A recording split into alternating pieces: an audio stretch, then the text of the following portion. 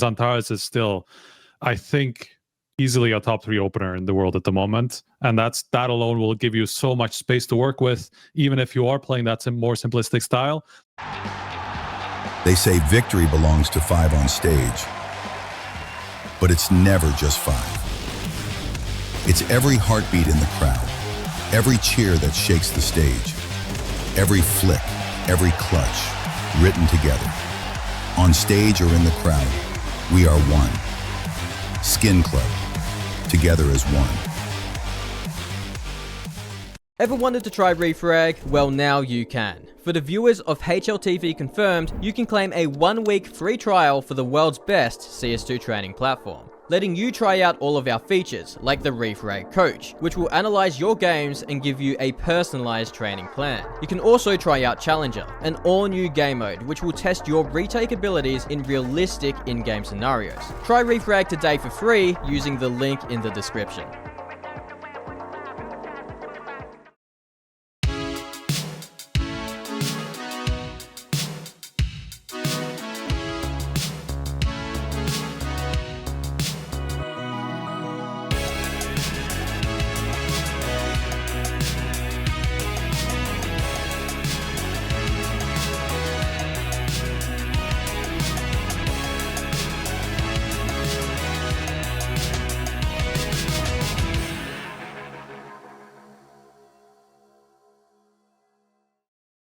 Hello and welcome to HLTV Confirmed, proudly brought to you by Stake, Skin Club, and Refrag, and exclusively streamed on Kick, the best streaming platform out there. We'll be diving into some specific sponsored elements later, giving away a Vitality jersey once again in partnership with Stake. There'll be some skins going on, but first, guests. Everyone's very excited. All of you synced up in white t-shirts. Loving that. Loving that. We know who is in which role. The green guy is leading, as always. Green is always in charge. Everyone knows this. But yeah, we have breakthrough star of PGL Bucharest, striker, co-streaming celebrity Mauisnake, and just multiple-time major winner Devilwalk. That's what we have here. How are you guys feeling? How are you feeling being on HLT Confirmed after a big announcement as well? I'm glad I was able to make it on finally, because you guys recognized Chad wasn't doing this episode. So finally, you know, I'm able to come back on the show. Just kidding. Kidding, of course. Jokes JK/S. No, but it's great. I mean, it's been a long time since I kind of talked to you guys. So yeah, I'm really happy about the opportunity, obviously.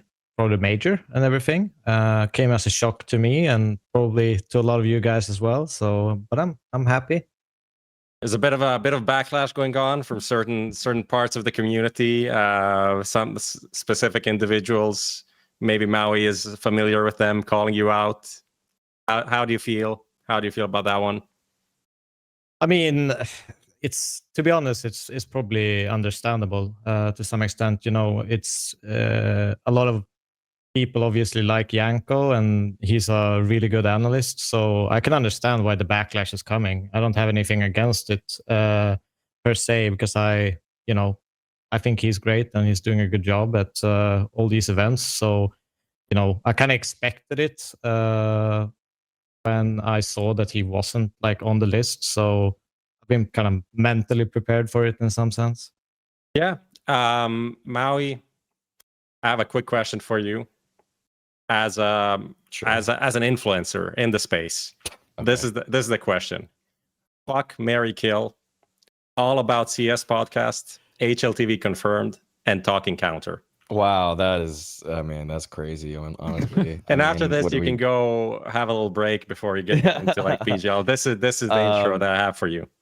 Jeez, depending on your answer, of you course. know what? Just to, I'd rather, you know, rub shoulders with my soon-to-be coworker than this podcast that I'm a tourist on. So let's do kill confirmed.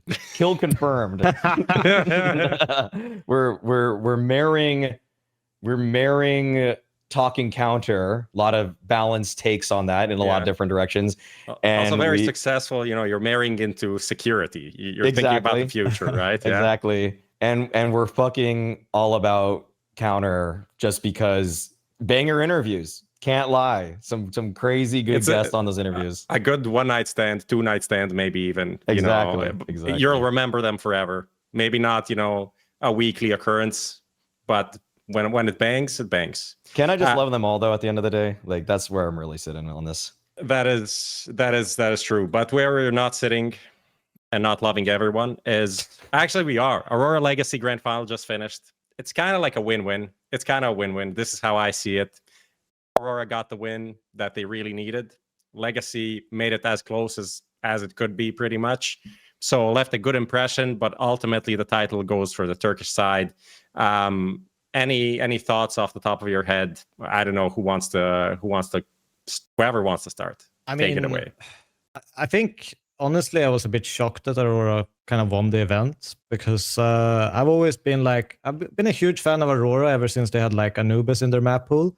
But right now, I don't really see a home map. I don't really see okay, out of all these maps in the best of 5, which one can I guarantee that they're going to pick up? And I didn't really feel that they would be able to make it for a grand final without having this stronghold map that they could just rely upon in a sense. So I'm really impressed that they actually went and won this event just because of that fact, because it's not easy to go into multiple best of 3s over and over, and you're not really picking the same map. You're constantly kind of changing that up. I think that's a really difficult way and pathway to winning an event. So that's why I'm impressed by it. To be honest, I feel like in best of 5s, you don't really care necessarily because you have to have a deep map pool rather than one home map. It's more like best of 3s where it helps you so much that you just have one map that you can rely on because you can just start best of 3s with a 1-0 lead, right? But over a best of 5, it just standardizes, but basically, So it's more about you just can't suck on more than 2 maps effectively. Yeah. Maui, you're very invested in the game from what I saw. What is your horse in the race for the new viewers, perhaps?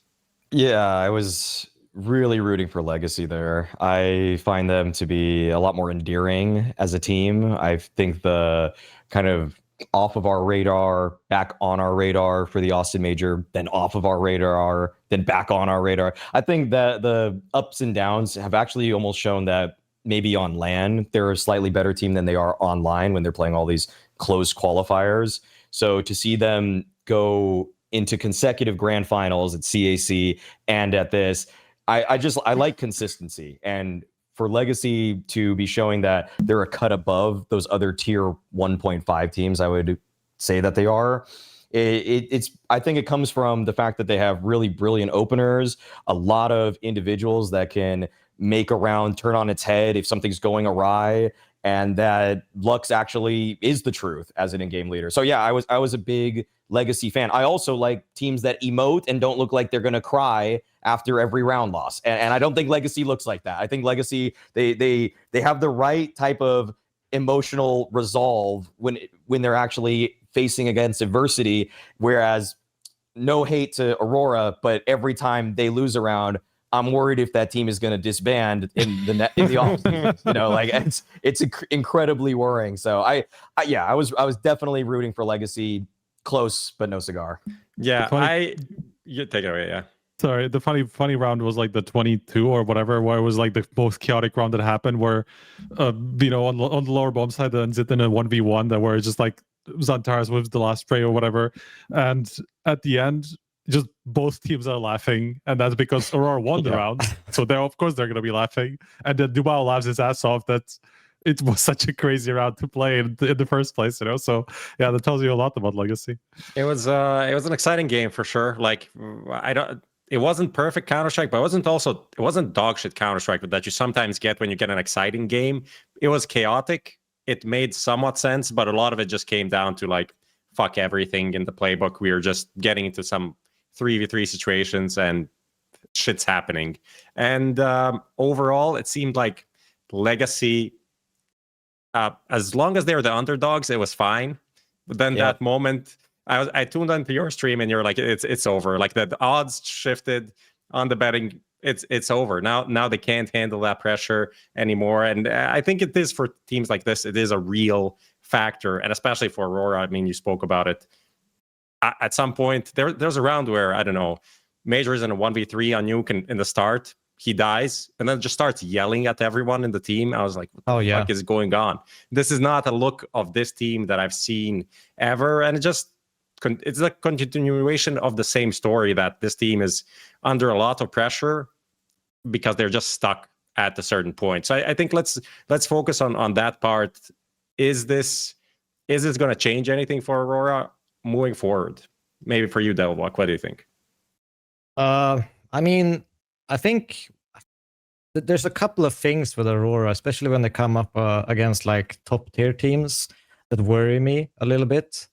The first thing is like, even if when you look at this game with Legacy, I felt like a lot of the rounds that Aurora won, Legacy had a read on them. There were 3 or even a 4th rotation coming in, and it felt like all the T rounds, like they just need a monster performance from someone like XANTARES to open up bomb sites, and they're always at a disadvantage. And it feels like they're just too easily read. And then when they're playing against someone that maybe matches them a little bit more on the fire, like they're going to be in trouble. Like I Totally just agree. don't see them. I like Voxic, for example. It always kind of seems slow to start in a map. He seems like, even on train, which was an amazing map in the end for him, he had like 4 and 9 in the first half on T side, and just kind of grinded his way up, but it's way too slow for them to kind of win against really good teams. I mean, there's also the whole T side story. Yep. The T side's like Devilwalk's already talking about. I mean, no team is more dependably going to just group up as 5 than Aurora for me. I just feel like they're never trusting their lurkers. They're always just saying, everybody peel back. We're going to go into side hits. Legitimately, I look at Aurora T sides so much more carefully because it's the one team, like I'm playing ESCA main with boomer friends every season. Like I play a lot with them. And I just say, guys, I've stolen a default from Aurora. We just default for 30 seconds, then we do a side hit. Like every round, so many times I'm just copying their playbook because we can replicate. It's easy like, Counter-Strike. It's easy to play. It is, but it's very readable. But it's like, it doesn't matter if you're simply better than your opponents or your opponents aren't going to take advantage of the fact that you should be getting flanked. That's why Legacy had good players in good positions, and that's obvious. Honestly, that's usually the brick wall that they face when they're fighting up against actual top 7, top 8 teams. Which, I mean, the tournament was great, but there weren't any actually super elite teams at this tournament where they usually just stuff Aurora because they just read them. Yeah, I mean, we were talking about this in the previous episode, looking at like their odds to win it, and as much as it's been not an impressive season for the Turkish side, they usually just beat the bad teams and then lose to the good teams, and they had a very consistent track record of doing that. To be honest, this tournament might have been the worst in that, losing to teams like SAW. But other than that, they have their level. It seems like nothing will realistically change because of their playstyle is not changing. It is pretty much the same.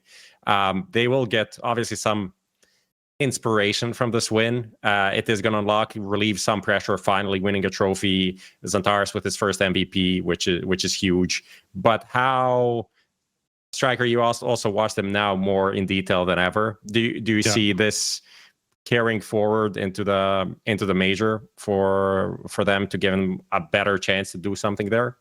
Not particularly, because I think they've just generally said the same thing over and over. Oh, we're in the struggles, and even this last interview with Major, he was talking a little bit about how he's trying to adapt, but it just never feels like they have. It seems like they still have had the exact same playstyle that they've had forever. I know that that's something that everybody harps on, but it is just true. Like if you watch their games, and even I remember we had Moterius on the desk. We were asking him about the series against Aurora on the group stage where they made it to the playoffs, and I asked him about, like, okay, so as an in-game leader, if you're preparing for Aurora, how readable are their T sides. And I mean, he was kind of defendant of Aurora in certain situations, but then he was saying like, yeah, I had a really good idea of what they were going to come up with, you know. And that's obviously Muters. I actually gained a lot more respect for over this tournament and over the last couple of situations where they've actually been put in such weird positions, you know, and actually made it work.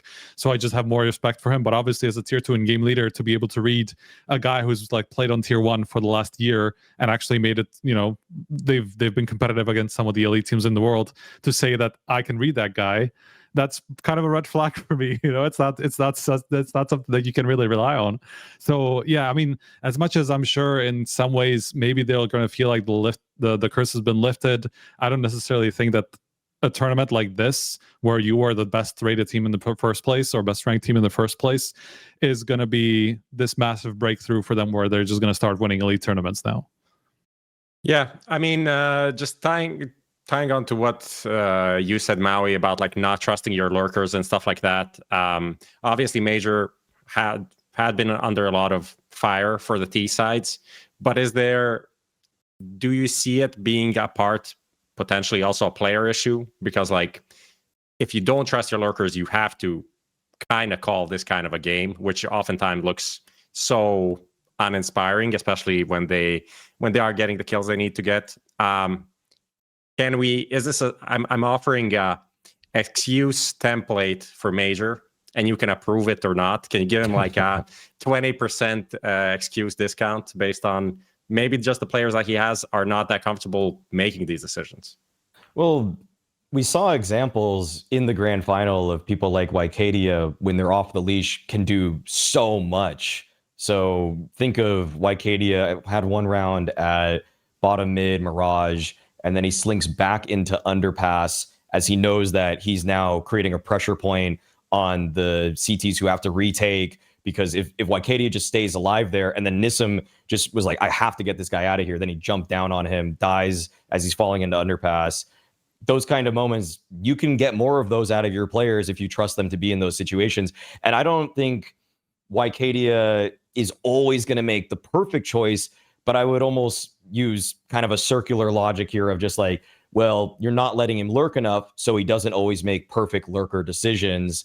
And if you let him lurk more, he'll get better at them. And I already see a lot of potential in his ability there. The problem is that sometimes the bomb site hits themselves are so weak that there's no potential for a lurker to get activated. So because sometimes it really feels like the game plan for Major and Aurora is Wycadia or XANTARES get a double entry on the site hit, or we lose the round. So I want him to use lurkers more, because I just see the potential in people like Wycadia, but sometimes I get why he goes for those, but maybe sometimes I feel like it's maybe the site hits themselves just don't have enough punch to them, or like the spacing or the flashes maybe aren't getting that first guy deep enough into the bomb site. But no, I would think that he just needs to use lurkers more, because this has been a prevalent problem for them for, I'd say, the entire year, the entirety of 2025. But I also think, like, when you're playing a style like that, you also enable lurking a little bit more, because everyone's going to expect you to run that site hit, run that, gathering. So if you're actually waiting for the right timing, you're going to actually be able to catch people off guard, or even people are holding utility in terms of lurking, because, they're not ready for the trade swings because of this. So I think playing that style, there's always like a balance. But my biggest issue with Aurora is they're not asking enough questions to players. They only have one decision to make on the CT side. There's not multiple. There's not a smoke that makes it, they can go into CT, they can wrap into long, they can do an A wrap. There's not multiple decisions they have to defend against. So that just makes the rotations very, very easy, because they're not up mid. They barely made any noise holes. They haven't, walked out holes for 15 rounds. Like, why should we be ready for it? But that also enables you to have better lurks, because you're not ready for it. So I think just balancing it out, like throwing in a couple of those rounds, will actually make their site hits then eventually better, because people need to be more scared and more aware of the lurkers. I think we just kind of saw this pendulum swing in the opposite direction. Like, I'd say back in like 2016, 17, maybe 18, you would like say, okay, Inferno, we're going to try to get Banana as a T, and then we're going to try to take Bracket. Now that we have both of these, we're going to do a site hit based off of anything that we are gifted in the round or a read that we have. Then in like 2022, 23 maybe or so, Hooksy started just saying, Nico, take banana, we're hitting B. And it just was so simplified that some IGLs, probably Major, looked at that and said, oh, it can be that simple. But then you should have more elements to it. And that's why I still think, say, Vitality calls some of the most beautiful CS to watch, where it's just Rops is always doing his thing on the other side of the map, creating this pressure. There is a bit of distraction with some kind of smoke play, or at least utility that feigns that they're getting control somewhere that they're not. Then they do but their they side also hit. have the option to move back if the side hit fails, which is something they utilize a lot with Rops, right? Yeah, for sure. I think, I mean, the new game from Aurora against Astralis, that was a classic example of like a horrible T side where Magisk looked like a prime opper for some reason. But to not harp on them too much, obviously they just won an event, and the comments will be just like, no chat, but we're still racist against Turkish people. Any good things that we can take away? I also wanted to correct myself, not first MVP, but first LAN MVP for XANTARES. His first was 2020 big online era time. So first LAN MVP and first trophy for them as a team. Any positives? Quick fire some positives. I mean, the easy answer is their individuals are just so fucking good that they can make even a somewhat simplistic style work, right? I mean, that's why they've been this competitive in the first place. I mean, XANTARES is still, I think, easily a top 3 opener in the world at the moment, and that alone will give you so much space to work with, even if you are playing that more simplistic style. Like, okay, he will get a kill. Most of the time, many in-game leader will tell you, like, if you get an opening kill and it's not traded, then you just group up and play the advantage, right? And you don't really have to like do something complicated to make that work. And XANTARES is just so good at that he will be able to give you that, let's say 60% of the rounds, like you will be able to have an advantage in the round that you can just play out, and with that style you can play it out. And YK, I mean, of course, like when you have fucking YK and XANTARES trading for a Major or Jota who's entering into bomb sites, like it's gonna be hard to fight those guys sometimes, like you're just gonna get outskilled effectively. That's just how good their individuals are. Yeah, I mean, ultimately just surviving this grand final and the way it was going after winning for two maps quite convincingly, then losing in some very dramatic fashion in certain rounds, going on to map 5, also having some ups and downs, and then closing it out with some crazy clutches as well going your way. I think it's a good stabilizer for the team, something they can work on as a unit. It showed some resilience. I mean, I think a lot of people have been kind of giving them flack for not being resilient enough, and kind of, we talked about it, their mood kind of looks really bad sometimes when they're losing rounds, and to eventually be able to grind out and win a grand final is still a major positive, right? Like no matter how long it takes you to come back, you still came back and won it. Yeah, I would say like towards the end of trade. Yeah, sorry. I mean, the prevailing narrative on the desk was brittle. I mean, Scrawny said it on the cast, they said it on the desk, and if anything, the losing map 3, map 4, if you're brittle, you should probably just fall apart on nuke. It felt like they were going to in that final half, but to YK's credit, he clutched up against Dumao, who whiffed against him when Dumao was on red HP. Woxic turns the corner on the A site silo to get the kill onto Nissim. I mean, there were a few moments where they could have been the ones crumbling there, but in fact, it was Legacy who looked like they were in over their heads in this kind of high pressure situation.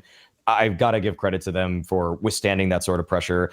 And it's a studio environment, sure, and some people might downplay it if they didn't watch the match, but you see how that final half was unfolding, especially the last 6 or so rounds, 6-7 rounds. It's just that it was just not even. It was ridiculous. It was legitimately ridiculous how everybody just seemed like they could all lose the round, win the round in the span of a second, and also, I mean, the way Lux even called, and I think the 2 of the last 3 rounds he called, they were just bum rushing stuff ridiculously, and Aurora was waiting for moments like that.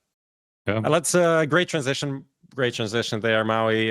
Going on to the Brazilian side, Legacy. Why I watched them last week, 2 weeks ago when we were in Bucharest, doing the broadcast for Perfect World. They went on to win the tournament there. Definitely a likable team. Always been a likable team. Had quite a weird year going to the major as a replacement for Bestia, and then after that having a great major, then falling off, doing nothing this whole season until these last 2 weeks essentially.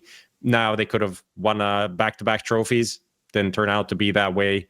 The question is, what is this team really made of? How much is this? Was this an outlier? Were the previous few months an outlier? What is the real level for this side? I think this tournament, more than CAC, was reliant so much on the individuals, and in terms of clutches, like for example the SAW series, they were never supposed to be in this final, to be honest. That was just a complete blowout from SAW towards the end, where they were just letting Legacy do whatever they wanted with them. And there were some of these like Lux clutches in the previous nuke before that. I can't remember who it was against right now, but there was like 2 series that they probably should have lost on the way to this already. And then even in the final, the fact that they got into map 5 was also pretty much reliant on big clutches. So that's something that you can't really rely on that from a tournament to tournament, that you will have these individuals step up with huge 1v3s, 1v4s, that just basically turn games around completely. You'll not get to do that against the top teams in the world, so it's not going to be as easy for them down the line. It is still really impressive to me how balanced they are as a team in terms of the individuals, especially now that Nissim has had a bunch of these games now where he's stepped up a lot as a lurk and even as a CT anchor. I was really impressed with him as a CT anchor in this tournament especially, and then in the playoffs he was actually turning it on T sides too, so that's a really good sign. I think they're super exciting to watch. I think all their players are actually really good. I'll even highlight like Sadsin. It can't be easy being the AWPer when you have those riflers running around doing all kinds of crazy stuff, like running through smokes. Like he almost gets no space to play on his own. He's kind of just following the flow. But the X factor on all these players, they're everyone can clutch, everyone can turn around, like Maui said before. But I also worried a little bit about their consistency. But I guess that's kind of why they're fun to watch, because of their play style. But I also think Lux has kind of settled them a little bit and made them a little bit more stable. And I think Lux is just a great player, like especially on Dust 2. Like when I watch him play Dust 2, he's like consistently getting like double entries on short, like taking space. He's really, able to move around a lot and change things for his team. So I just like watching them. But I also like that they're going a little bit more towards consistency rather than all out attack lately. Yeah. Since I'm in the hosting role, I'll just be asking questions like I don't know anything about Counter-Strike. It feels like an interesting cosplay moment. Must be a hard or role maybe for you to play. I just took off the mask. Must be a hard role. This is how I actually am. But talking about Lux, he's been getting a lot of praise. Obviously came over from Pain at the start of the year, took over the IGL role for this Legacy lineup. I think Nissim also joined at the same time. So this has been the roster throughout the year. His first year IGLing, getting a lot of flowers, obviously just lifted the trophy last week. Now another final. A lot of it does come, though, just from the basis of he has good stats. And how related are these stats to just the roles that he's playing versus his individual skill eye test? I guess this one is for you, Maui. I wouldn't downplay some of the great aspects of Legacy as a team. I find that what caught my eye in Austin was the fact that they had so many cool plays. I'd say their starters were the best aspect, and then they would usually early mid-round have another play to get a little bit more info, whether that was like a flash through the nuke door so someone could peek hut, or on Inferno, just kind of their re-clears in certain spaces, like clearing top banana, the clearing top bracket again. They would usually go for something, and that's what I was kind of, and so that's kind of more of a CT thing, but I feel like it sort of is pervasive through their T sides and their CT sides. There's enough little setups for individuals to still be themselves and be aggressive, like a lot of them want to be. Like Dumao, I'd say, has really turned the corner on being more passive to more aggressive with this team. WATO, I'd say, lightly leans that way. Lux himself is probably like that. The more passive player is probably just Nissim. And even he gets aggressive sometimes. Like at ramp, he'll sometimes push through his own ramp smoke, try to sneak into trophy, get some forward space. So they all have these plays that are not... What was disappointing about them in this grand final was that they kind of turtled up a lot more on their nuke CT side. I saw that like they were just kind of holding their default positions for much longer than they normally would. And but in terms of just as a whole with Lux, I think that it's pretty frequent in Counter-Strike that we conflate good stats of individual with good calling. Like, you know, when I make a tweet about Madger's calling being bad, the biggest response is like, look, he played his best map. It's like, that's not really what I'm talking about. You know, that's not really relevant to that conversation of caller versus player. So yeah, there's a little bit of a boost because he is actually a really solid individual fragging in-game leader. But I don't think it's without merit that we praise Legacy and their strategies too.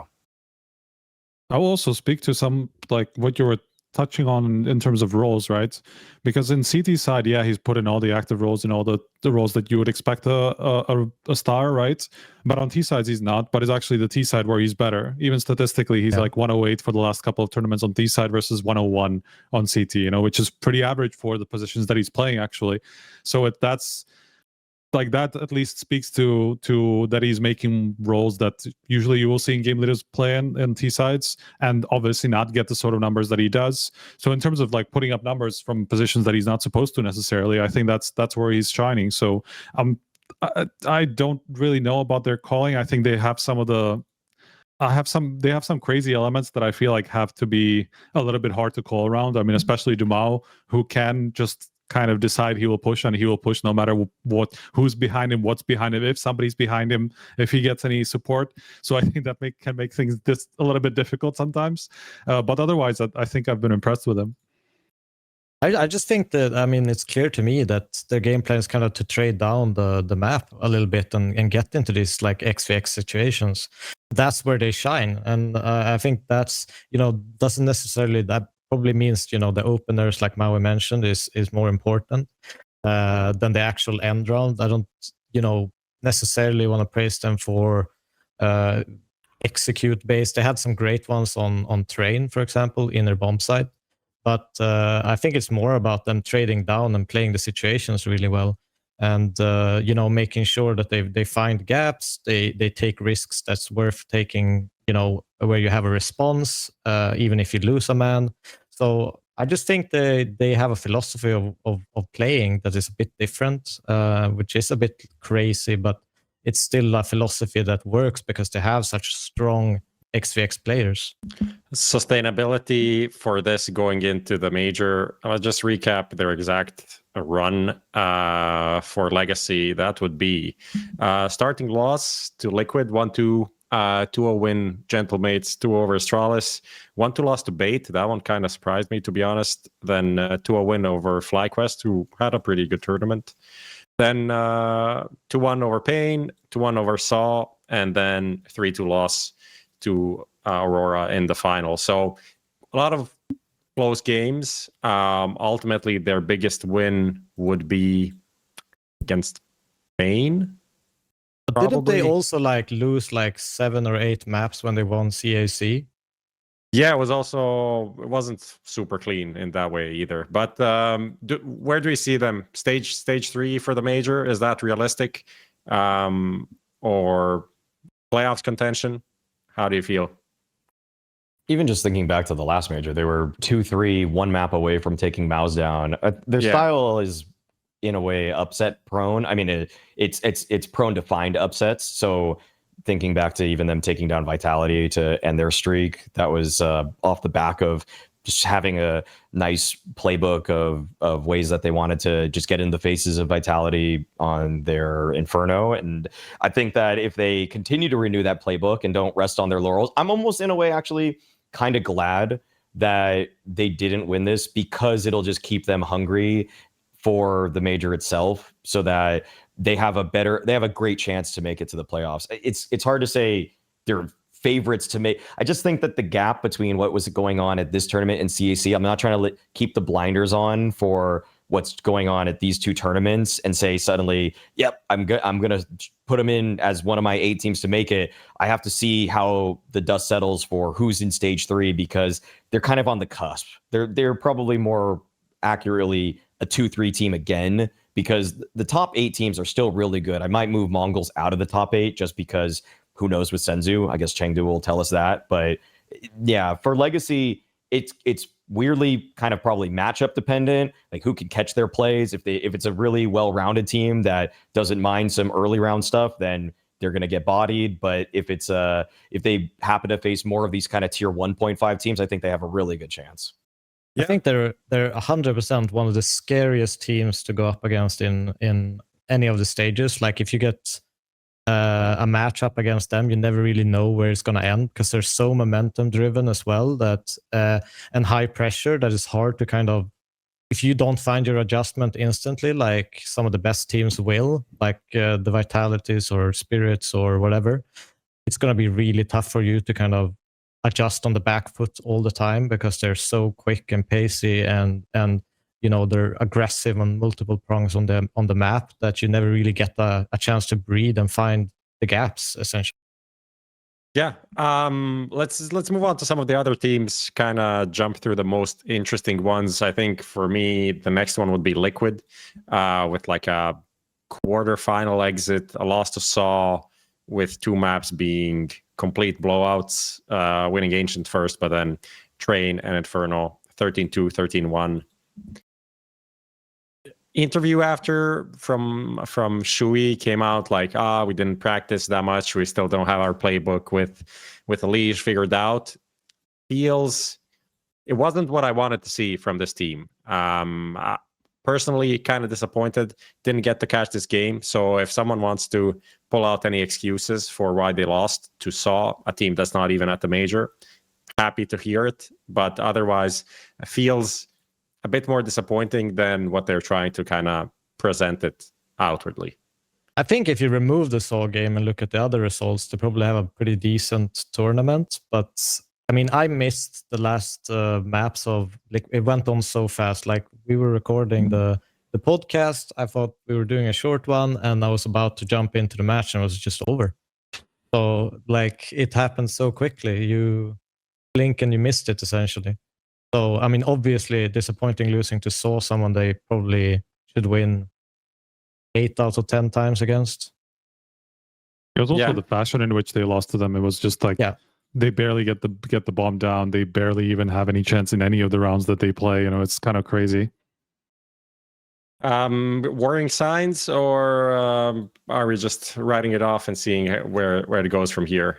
They're just still in a fledgling state. They have to reel in a few of their players. It feels like watching them at CAC and at this, I just feel like they don't always know how they want the last 30% of a round to go, or who's supposed to be doing what as they're building chemistry. And so you just get people walk pushing by themselves. You get a guy that's peeking for a little bit too much information, and teams, once you get to the playoffs, they can make their way through the CAC or the Bucharest sort of group stage pretty much fine. But once they actually get to, what's frustrating is that even clearly the tier 1.5 teams that you would think are kind of more in the middle, like they lost to 3D Max at CAC, and they lost now to Saw here in these quarterfinals.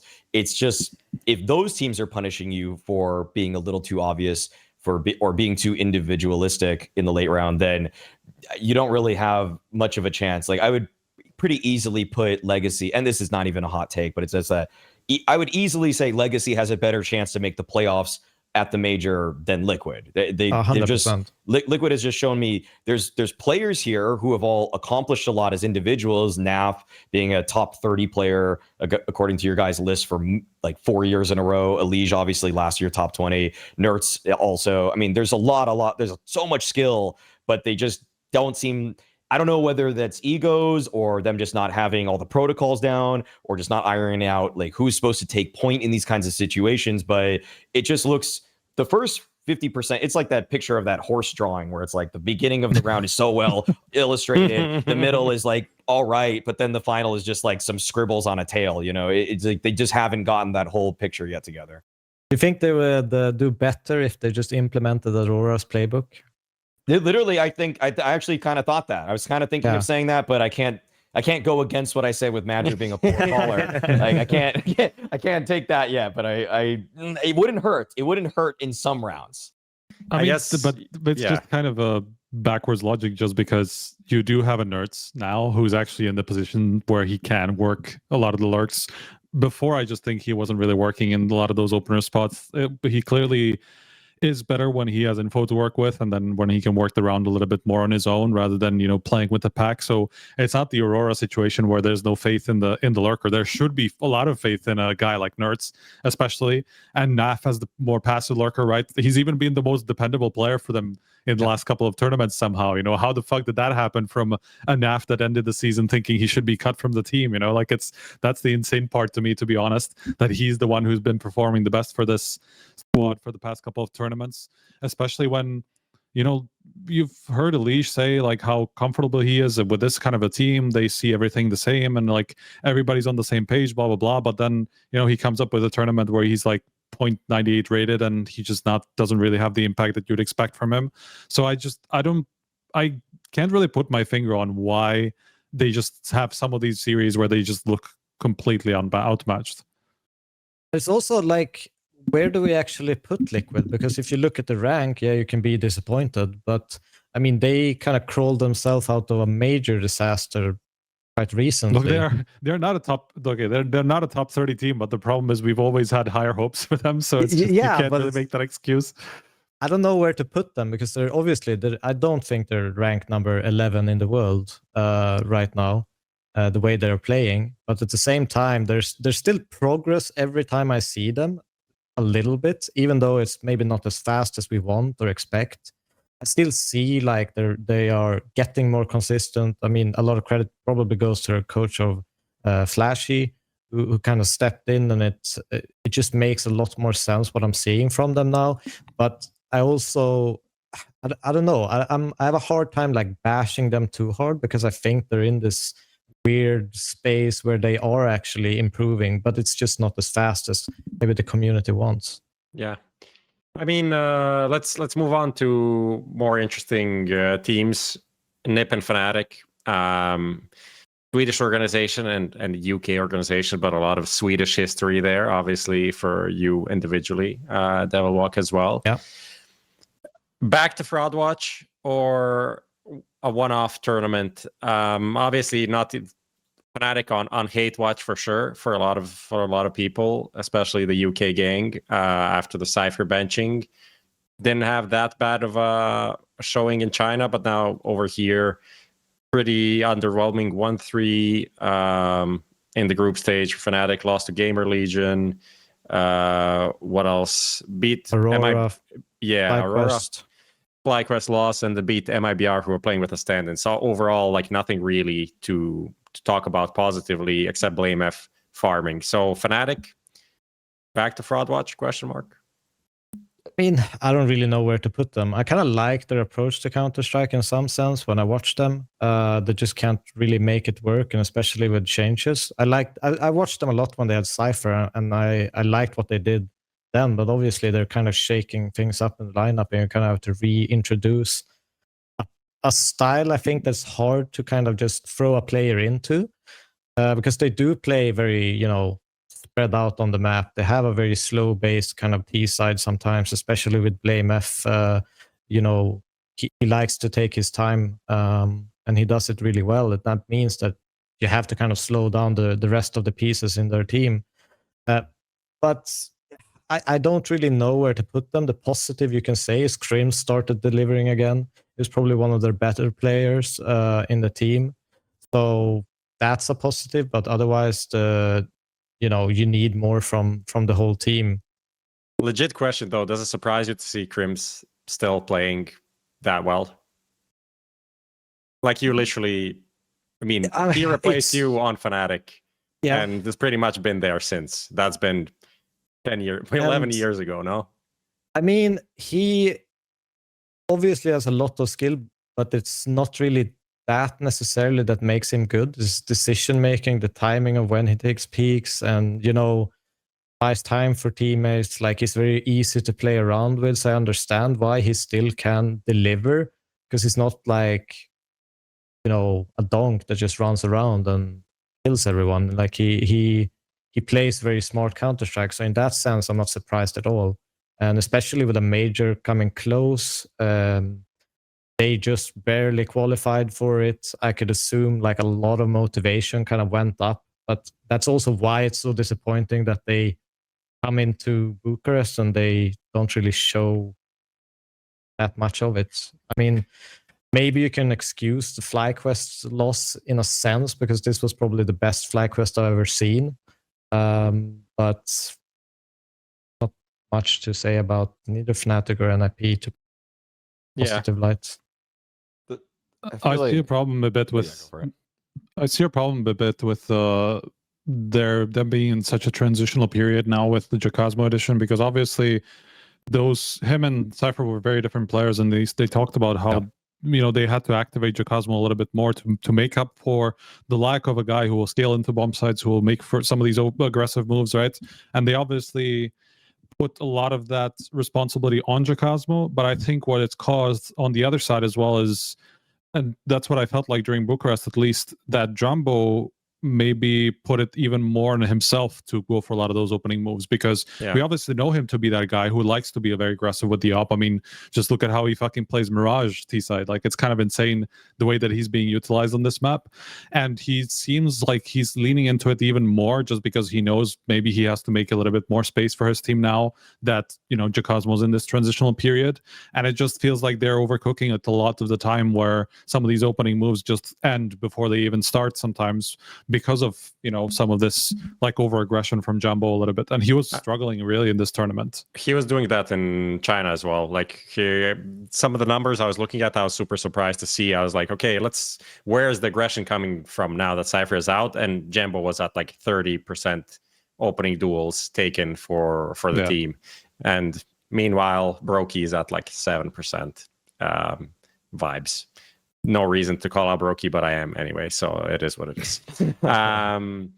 That's it. I guess not too much to talk about. The NIP obviously had this whole like. Wait. Before we move off Fnatic, I just say that the org probably committed some sort of it's just a massive faux pas that the community just latched onto and just continues to dig into them for. I mean, the main issue I have with the jackasmo move is that I would say he's marginally better than Cypher, but in a role that isn't Cypher's.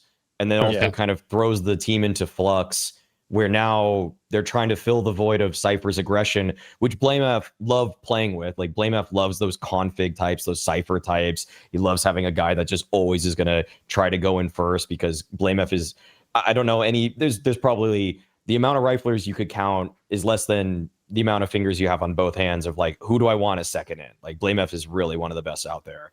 So that seems like it's kind of put them in a weird position where it's like, also I just think they undervalued what the community sentiment would be for making that move, because let's be real, like, jackasmo doesn't have a serious fan base, whereas Cypher kind of is a cult hero for the UK for what he did with Into the Breach. I mean, that run was and if we want to also even think about the accomplishments of these guys, like, we've kind of now reassembled this Passion UA core for which by the way didn't even make it out of the opening stage of Shanghai. They were impressive because they got that one BO1 victory over Spirit during, I think, the RMR, but it was like, it was Anubis, man. Like, anybody could beat anybody. Like, they just run a seat, you just do a couple set pieces and you just win. Okay, like, it just happened. Okay, but so I think they wanted to like reassemble that core, but I don't think it wasn't really as strong as I think Fnatic management actually thought to themselves, and they lost so much in turn. Like, the fans just grilled them for it, and the results and the future of them for making this move don't seem befitting of taking this much of a blow in terms of your social credit score.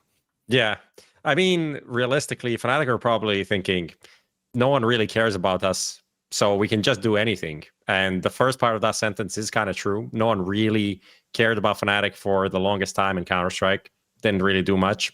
Here and there, be like a small punching bag, but there's always like bigger punching bags. NIP, Astralis recently, you know, Fnatic would just be there on the end. So here and there mentioned, and this is the first time they're getting like this much flack for a move.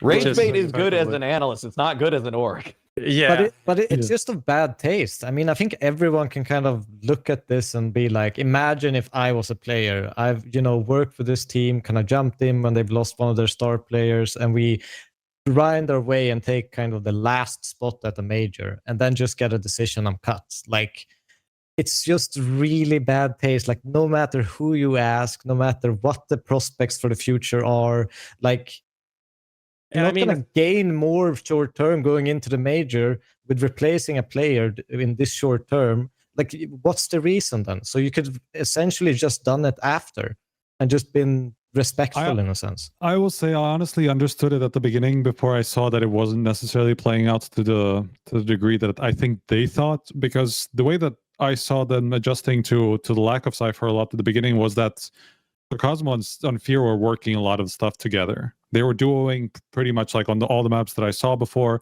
but then they've actually changed a lot of that in the meantime. So it was kind of lack of data for me to work off of at that time. So I thought, okay, Fear and jackasmo, I even saw that from Passion UA, they effectively copied the Passion UA duo. They worked everything together the same way that they did in Passion UA. They were just very clearly working both sides, even like both sides. They were playing a lot of the stuff in combination, right?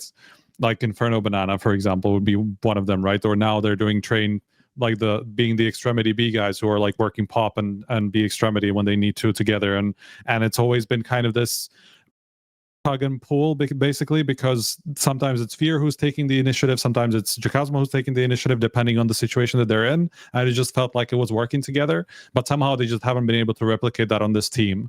And I'm not sure whether it's just because on the other side there's nobody who can take that aggression a little bit more on themselves, because Blamef needs that guy, or what the problem is exactly, you know. Fnatic. That's it. That's the tweet. It's Fnatic. NIP, yeah, to not go into too much. Yes, you can, Lucas. You can take a little break. We have actually we're about to go to Skinionaire. So actually let's just wait, do the Skinionaire, and then we can go on a little ad break. Is that okay? You can also talk to me instead, and I'm just like talking to myself like an absolute weirdo. Yeah, let's jump into Skinionaire. NIP had a shit tournament, but they also came off of this like whole thing where they were supposed to play with Susp as a stand-in. Snappy just got a kid and all of this. So let's just see what they have. A kid, just 2 babies coming into the team within a span of a week. A lot of pajamas needed for that team. let's say. Yeah, who wants to be a Skinionaire? Presented by Skin Club. You both know how this works. 5 questions. Viewers write Skin Club in chat, and then we will, depending on how many you get right, we're going to give a skin of value up to $50. To be honest, this value might not be correct anymore because of the whole skin situation, but it is what it is. I think you guys can work together if you're ready for that. And the theme for the quiz is just stand-ins. So there we go. Whenever you're ready. Go. Can't even read this. So, first question. Before winning IEM Dallas 2024, Stewie2K was temporarily a member of 100 Thieves or Legacy. This is why I rooted for Legacy today. Had to support North America. It was Legacy then? Yes, yeah, it was Legacy. I mean, they do live in NA, no? They're living in Miami or something. Or like either Florida or Vegas or something like that. Yeah, one of the two. I forgot where they are now. I'll clicking Legacy. Yes, it's definitely Legacy. And Legacy it is. That was a wild time. Wild time. Stewie 2K winning IEM Dallas against Zaiwu in the grand also final. Also playing for Legacy. Higher rating than Zaiwu in the grand finals. That never forget. I mean, honestly, I think Harry should turnaround, and all of the shit that he's getting for like Zawu being number 3, even though Striker also was behind this decision, doesn't get I don't know any what shit. you're talking about. He should just reply with a screenshot of this grand final for everyone that's complaining about Zawu being robbed of the second place. I think that should just be the way to approach it. I think rating 3.0 might have changed it. Oh. Really? No. It was map 3. Map 3 Stewie had a better rating. That's Yeah. Okay. Not the whole BO3, but yeah. That map was a bad map there from Zawu. Question number 2. First one correct. Which of the following events was won by a team with a stand-in? Was it IEM Katowice 22, Dallas 22, or EPL Season 15? This music is so loud for me. It's insane. I'm leaning Kato 22. Wasn't that oh no, wait, no, 22. Actually, I'm not sure which one 22 was. Is that the one that phase one with JKS, or was that What was it? That's a good question. I'll just follow you. I honestly have no idea. I think Dallas 22 was almost won by a stand, and I think, what was it, Snacks on Ents or something like that. And then EPL 15. I wouldn't know if EPL 15 is it or not. So 24 was won by Spirit, 23 was G2, 22 was FaZe, 13 right? seconds. I think it's 22 then. I think it was 22. JKS was in and out of the team for like rain and ROPS or something like that. Locking in Katowice. Let's do it. Let's go. You're carrying Maui. Big W, correct. Question number 3. One stand-in for 2 different guys even. People in chat think I'm looking it up. I worked the event. That's the worst part, man. Tyler won Fisher Playground 1 with Zoking, replacing G from the beginning through groups round 2, round 3, or quarterfinals. Wow. How many games did Zoking stand in for in the infamous Tyloo win? Well, it was on the best streaming platform, Kick, and so I might have also been sponsored by Stake. It might have also been sponsored by Stake, that whole tournament. I don't know if I saw all of it. I thought he was only there for like a day or something like that. So I thought I would have said something in the groups. I would lean round 2, but this is probably where I'm wrong. But I'd say round 2. Devilwalk. I'll just follow Maui because I literally have no idea. Groups round 2. Yeah, lock it. Yeah, we'll try it. Yeah. This feels like it could be wrong though. Oh god. Okay. Bro played more of the tournament than G did, which is insane in many ways. Rough. But question number 4. Unfortunately, Strikers that was a tough one. No Neon Rider. Damn, no Neon Rider. I would have given that away for sure. Ah, damn it. It's a hard one. It's a hard one. Which team wasn't playing with a temporary member at PGL Astana 2025? Astralis, Furia, G2, or NIP? G2 or NIP, right? Astralis had Hooksy.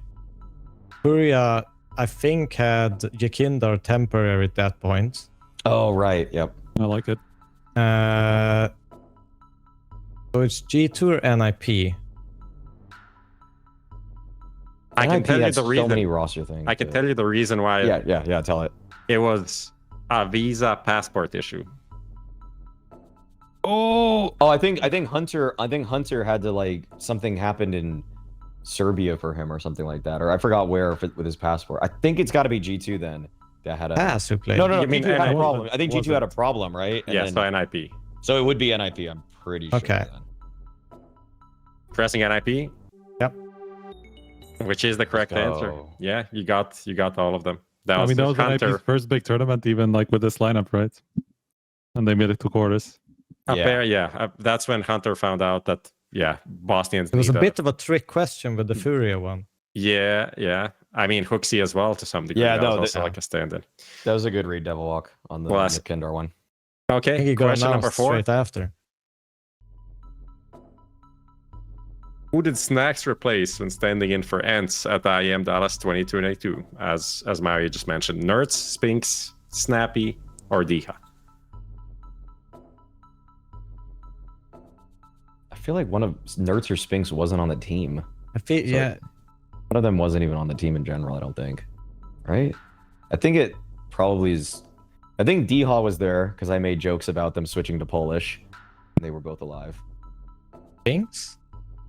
I think Spinks. I think Spinks. Yeah. I think Spinks too. But I'm not 100%. I would be like 60% Spinks, 30% Snappy. But like, yeah, I would take Spinks. I would take Spinks. Okay, locking in Spinks. Yeah. Let's go. There you go. Let's go. Let's go. Pretty good. Pretty good. 4 out of 5. We'll have a $15 skin for a viewer that will show up on screen very soon. I hope it's a red skin. I hope it's a red skin. It could be. Who knows? None of the giveaway skins are red skins. There we go. Who knows? No, it's not. Skinionaire winner. Hoped for luck. Reach out to Lucas here in the chat. Send him your trade link without the link part, just the ID, and you'll get that. Here you go. Hope for luck. $15. Let's go. Don't spend it in one place. You know what they say. Okay, let's go on a little break. Come back from the ads, and then we can talk about general stuff, recent news, including some of the news about OG, 100 Thieves, Rain, and stuff like that. So see you in a bit. They say victory belongs to 5 on stage, but it's never just 5. It's every heartbeat in the crowd, every cheer that shakes the stage, every flick, every clutch, written together. On stage or in the crowd, we are one. Skin Club, together as one. Ever wanted to try Refrag? Well, now you can. For the viewers of HLTV Confirmed, you can claim a 1-week free trial for the world's best CS2 training platform, letting you try out all of our features, like the Refrag Coach, which will analyze your games and give you a personalized training plan. You can also try out Challenger, an all-new game mode, which will test your retake abilities in realistic in-game scenarios. Try Refrag today for free using the link in the description.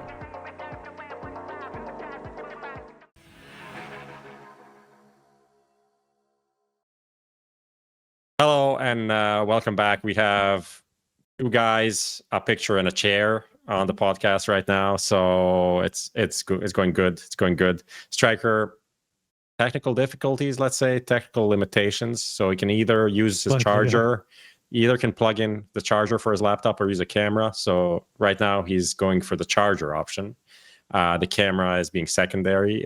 He also used all of his visual points to be on the broadcast. Looked great, I have to say. Thank you. Perhaps the most handsome person there.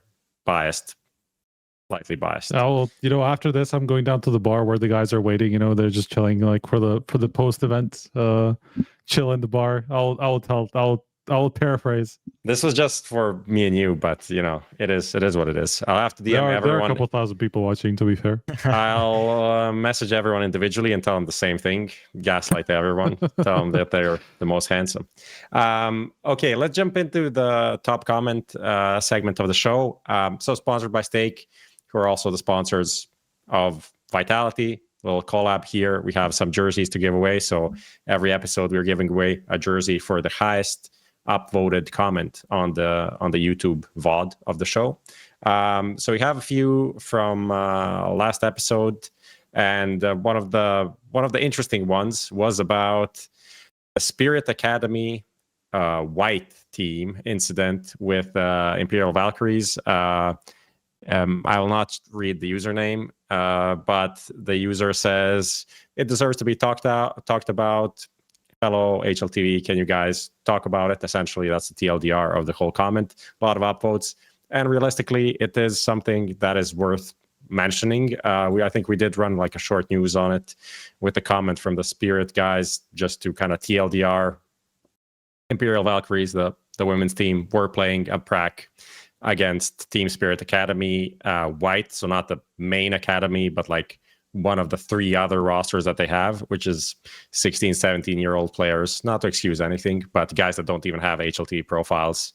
And the guy made a very inappropriate comment. Actually paraphrased the comment his teammate made on TeamSpeak. Absolutely unnecessary and absolutely bad. They got a lot of shit for that. Maybe not enough. Feel like they got off quite easy overall, with just like a little slap on the wrist and a message in Team Spirit's Telegram. Really feels like some of the basic stuff we need to be doing better as a community in terms of it's not something you should be saying. Just not something you should be saying. That's how I feel. No. I don't know if there's anything else to say about this aside from it's absolutely bad. It's bad, and it's especially bad given Impact's dissolving. And I'm not even to be a social justice warrior here, but just be nicer to women. Like, I mean, I feel like this is just a basic fact of life. I feel like it's just completely uncalled for to say reprehensible, sexually charged things to women as you play the game with them. I mean, with or without, with them on your team or against them. I mean, reading Twitter testimonials or even watching clips back from women as they record their gameplay, the amount of shit they get is not the same as men. Like, men love to say that, oh, like, they shit talk me a lot in my games. They shit talk you because you're a fucking bot, okay? But they shit talk women for literally being a woman. So, like, I just had the same conversation today. Even like we were talking to Sam about something similar, right? Tech girl, and I'm like, yeah, guys will get a lot of shit too, but they will get it for reasonable reasons, and girls will not. So that's effectively the difference. So if you should talk women players, you know, if they really are shit or whatever you think, at least use that. You know, if you're doing that to guys as well, not saying, you know, it's a good thing, like to be toxic in general, you know, but at least be reasonable about it. Like, be constructive. Yeah, it was quite bad. What was the punishment they actually got? Like from what I know, there hasn't been anything. It was just like it's not in accordance, and we'll look into further steps. So essentially, just like a PR message out there to say something without actually having to do anything about it. So, you know, yeah, sad that it's a reality that we live in. More comments from the top comments. Xtake. Last week's top comment was about Hyosuke and the medal situation. So for some reason, this continues to be the topic that people want to talk about in the comments. So I'll just read the winner. Rolling on the Ranch 870. In my personal opinion, the reason why he got so much hate for not taking the second place medal was the way he accepted the medal. Though it was quite disrespectful of the people, thought it was quite disrespectful of the people handing out the medal. He could have respectfully accepted the medal, then he could have chose to take it off, which would be more understandable. Have a nice day. That is the winner. That's the most upvoted comment. People really cared about the situation more than I thought overall. And I mean, isn't it way overblown in some sense? Like he's a young kid. He feels like they lost, you know, something, and he just didn't want to be proud in a sense. And I'm sure he will learn. It's not like he's going to continuously do the same response every single time.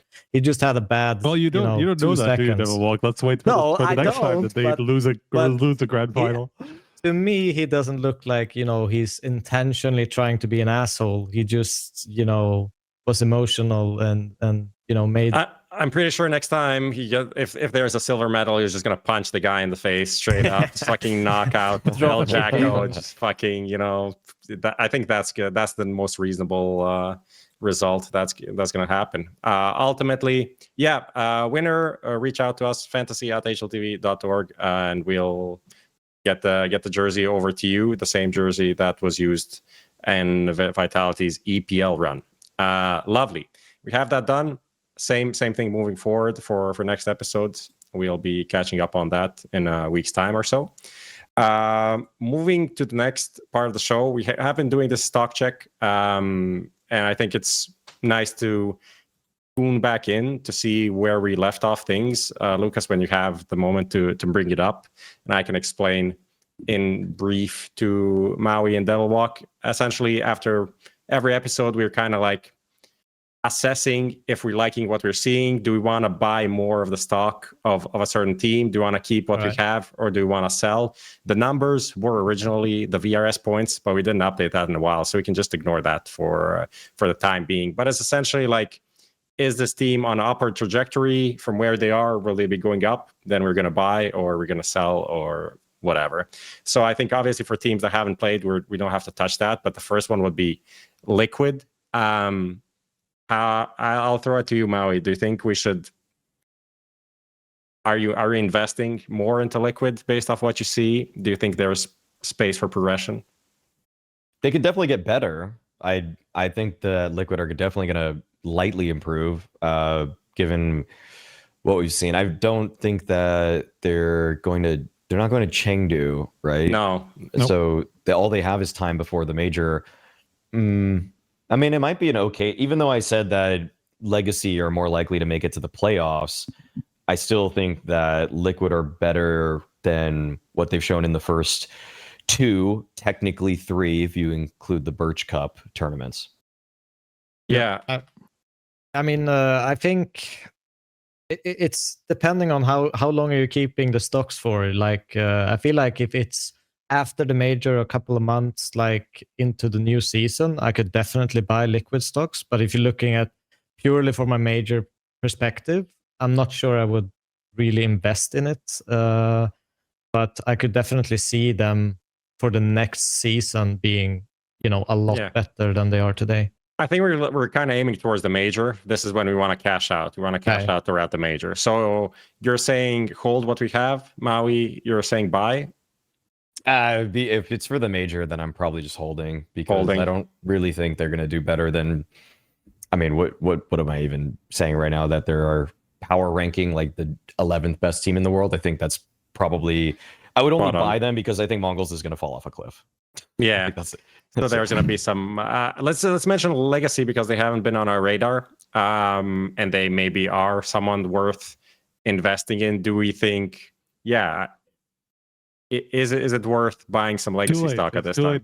It's too late now. We should have done it at TAC.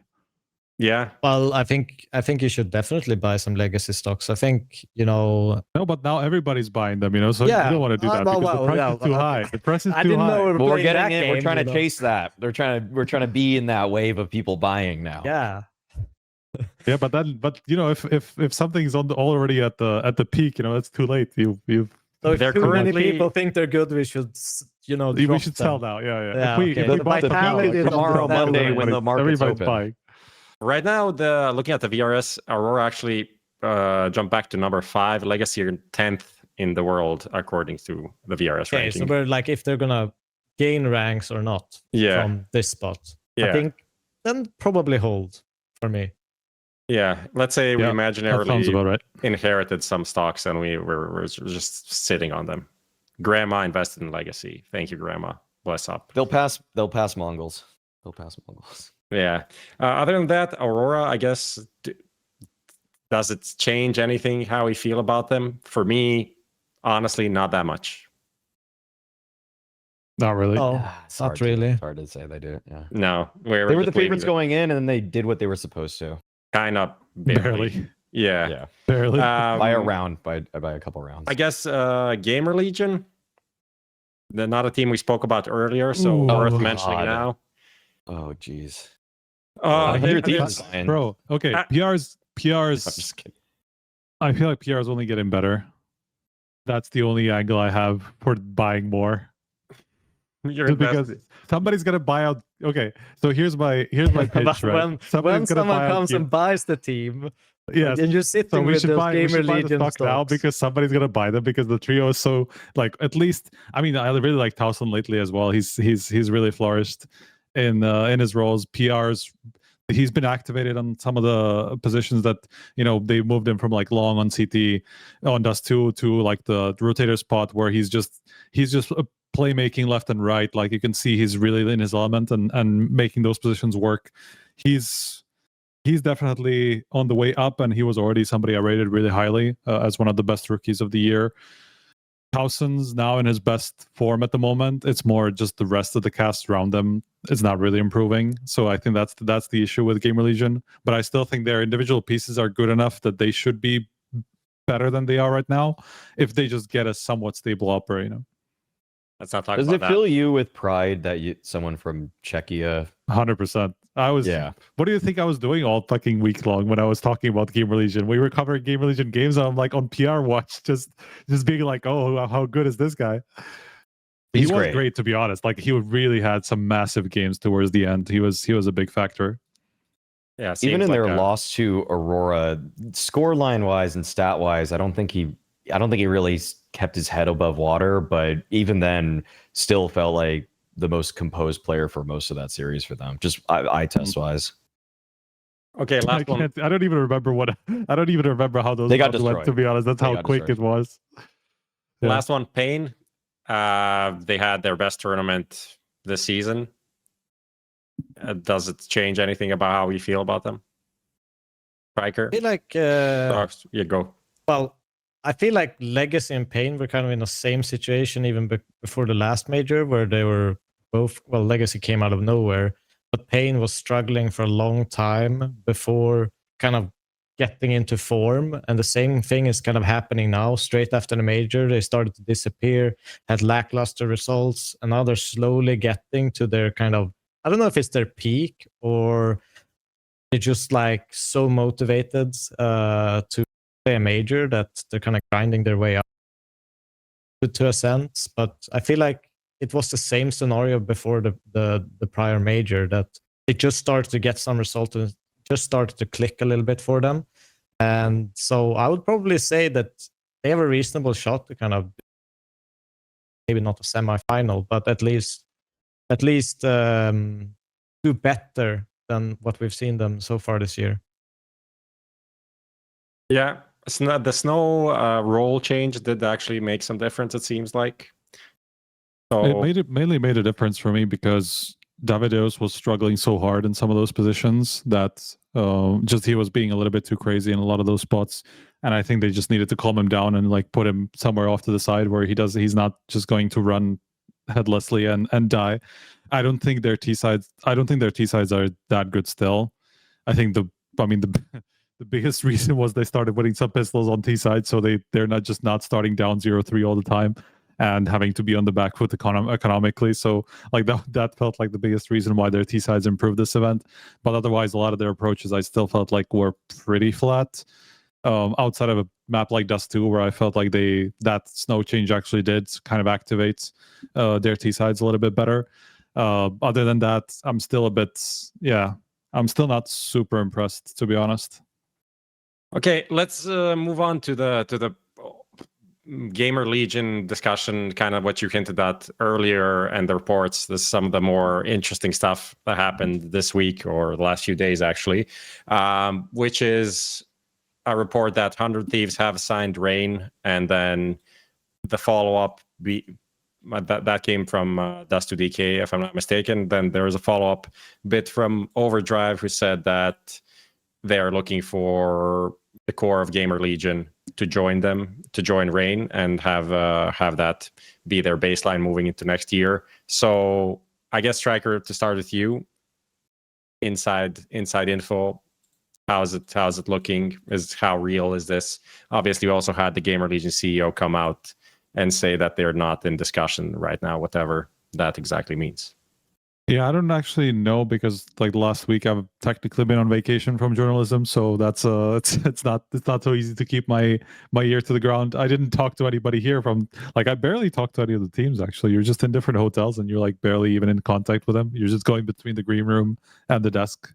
Yeah, And you're like, that's my life. That's my life this week, basically. That's the 2 rooms that I'm gonna be in. So I'm not, honestly, nothing that I know from my own sources that is happening. When I saw it, though, it made a lot of sense to me, in the sense of, like, if you're 100 Thieves, you do have to get a hold of some core, one of the cores that is somewhere on the edge of the top 20 or whatever it is, if you want to, unless you just want to go the really hard way.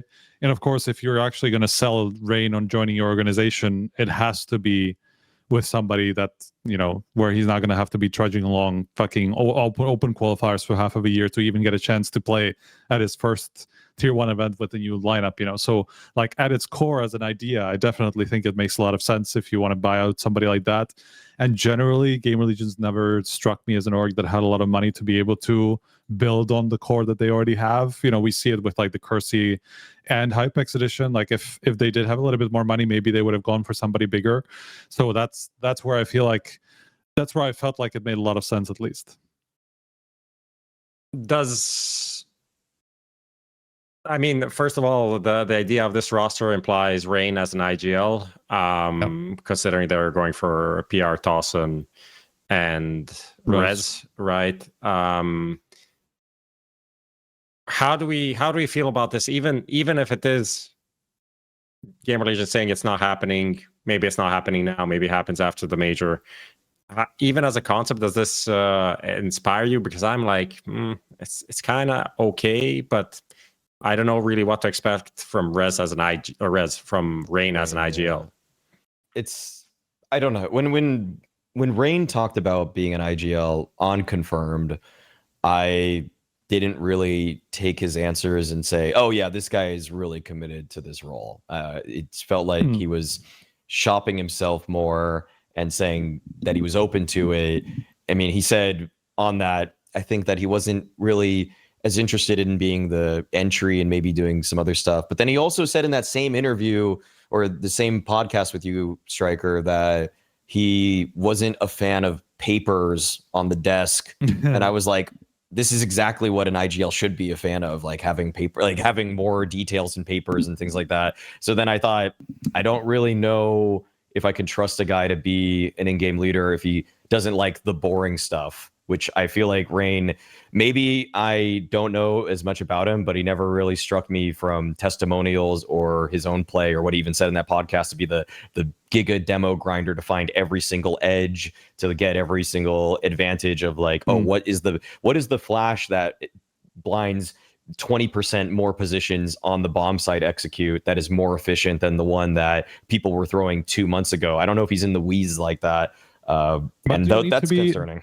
I will ask you this, right? Do you need to be as a in-game leader these days, especially if you're thinking about joining an organization like 100 Thieves, who we would assume would have the money to build a team around him, right? Like to get him a decent coach, to get him a decent analyst, you know. And those are the guys who are going to be more in charge of looking for that sort of like super nerdy stuff like that, and he can just take care of it, like mid-rounding, right? Like they can do the game planning part with him, obviously in conjunction, and then he can take over more of the traditional in-game leadership stuff, right?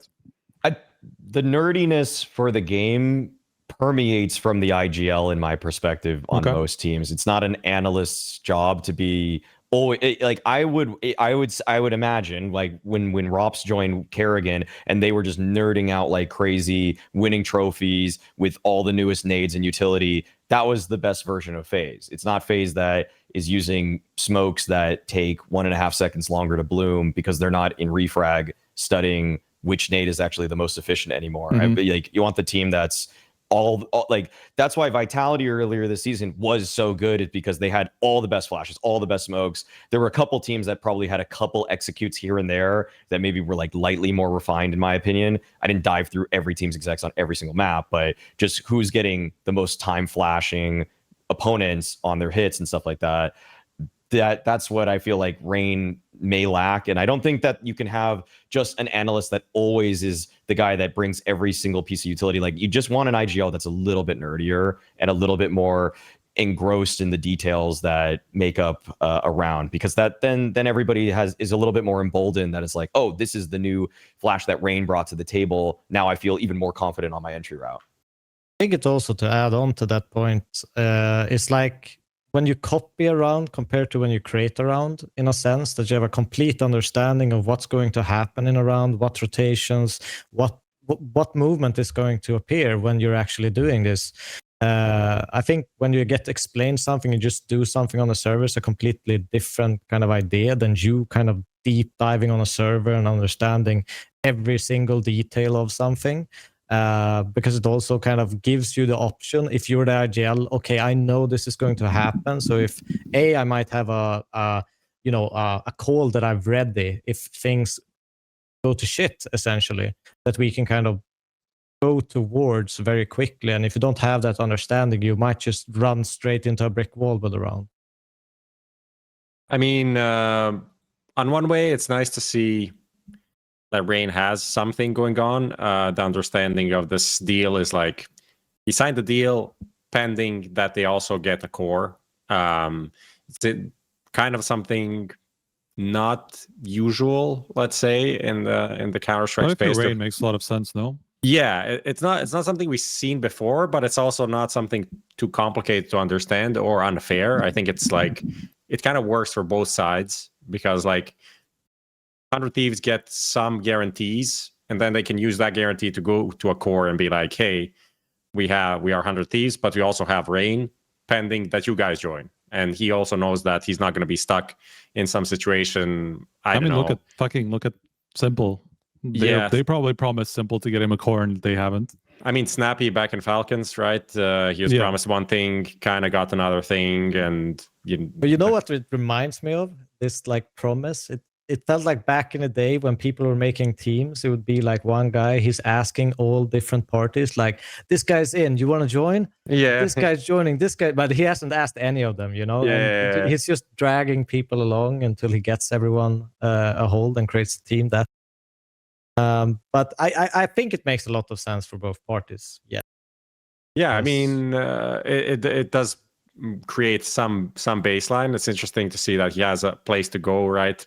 Pending things working out. But the way this came out, that the news was, I would say, I don't know what the word would be. I don't want to say maybe unprofessional, but like in the space, there used to be some ways of doing things, and putting out specific like roster move leaks or reports would happen after a team was eliminated, or after the tournament finished, with some space to not influence like how the players are feeling in the moment, because some things players are aware of, some things some players are, some others aren't. And I think this is something that happened to Gamer Legion between two series. They have a day where they play a series earlier in the day. They won that, and they needed to play another one later. And in between that, you see this story where it's like, Gamer Legion potentially selling their core players to 100 Thieves. And if you're any of the players, but especially the players that are staying on the team, and that's being ZTR and Hypex, that must feel super shit. Not happy, honestly, that it's happening. I guess you can't really blame people too much, but it's also I don't know. This used to be a real country. Let's just say that. That's my final words on this. I don't know how you guys feel. For Gamer Legion, that's why the CEO just has to say that nothing's happening, because you just got to keep everybody focused for as much as you can, and also keep them focused so you can sweeten the deal when they go as deep as they can at the major. Yeah, that is true. What is the exact quote? Let me just see. Gamer Legion CEO. Oh, we actually made a full article on We this. had a chat with 100 Thieves a few weeks ago about their intention to come back to CS, but there's no active discussion about selling any core players or cores. But this could technically mean that they've already been There sold. is no active discussion. No, there's no active discussion about selling any players or cores. Not saying that that's what it is. I'm just saying, there's sometimes these guys really like to word their statements very specifically. I mean, yeah, when you're reading these statements, you have to think about like every part of the statement. Every possible like explanation or could also be just like, rather. Hey, we want to sell this, but let's talk after the major. No active discussion. That's technically true. So we'll see what happens with that. Wouldn't be the most exciting thing. Really depends on who you'd get as an offer. I saw someone. The market is so bad, man. Like the only player you can realistically look at right now and that's being thrown around as a name that is like an offer that is on the market is dexter.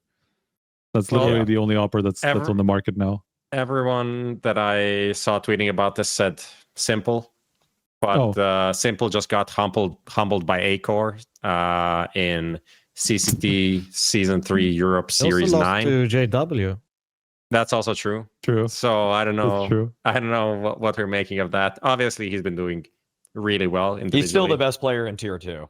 He's still the best player in Tier 2. And by the way, if you think that BC Game didn't go after Rain as well, that definitely happened. That 100% happened. I would be very surprised if it didn't. There we go. Is that a confirmation or is that a speculation, Striker? That's like half speculation, half confirmation. Let's say. Let's rename the podcast. A little bird told me. HLTV speculation. Fuck this. OG target cadiaN. This is kind of a wild bit of news, especially This is considering insane to me. KRIMZ was Jesus. highly respected as an upcoming guy. IGL OG had a pretty decent run, didn't qualify for the major, but you know they went and played like 4 lands in about 2 weeks, had some decent results, couldn't really get that breakthrough. What who wants to take this? There's a lot to. I think everyone has an opinion on this. I think it's absolutely crazy. I think they just pretty much got, they had this team for 3 months, I think, essentially. And, they've started to make progress. They just started to get LAN reps. I started liking OG, man. Like, how did it fall apart so fast? And I think they were good. I think they were one of the most promising tier 2 teams out there. Obviously, they kind of fucked up at Star Ladder, and that kind of ruined their shot at the major. But essentially, I still think that if you would have given them like 3 to 6 months, they could be a really, really exciting team for the next season that could do some damage and actually bump themselves up. And I'm not sure this move is, unless they're getting some ridiculous signing to go along with it, I don't see this as an upgrade. On paper, not necessarily an upgrade, but I have had so much difficulty really getting excited about OG for the past 2, maybe 3 years, ever since Alexi B was out of the team. There were moments where it felt like maybe they're on the come up, but then it usually sputters out or one of their players gets poached. But this gives OG an identity. And I am desperate for teams where there is an identity that goes with the roster. So I, in a sense, really hope and pray that this OG actually works out for them.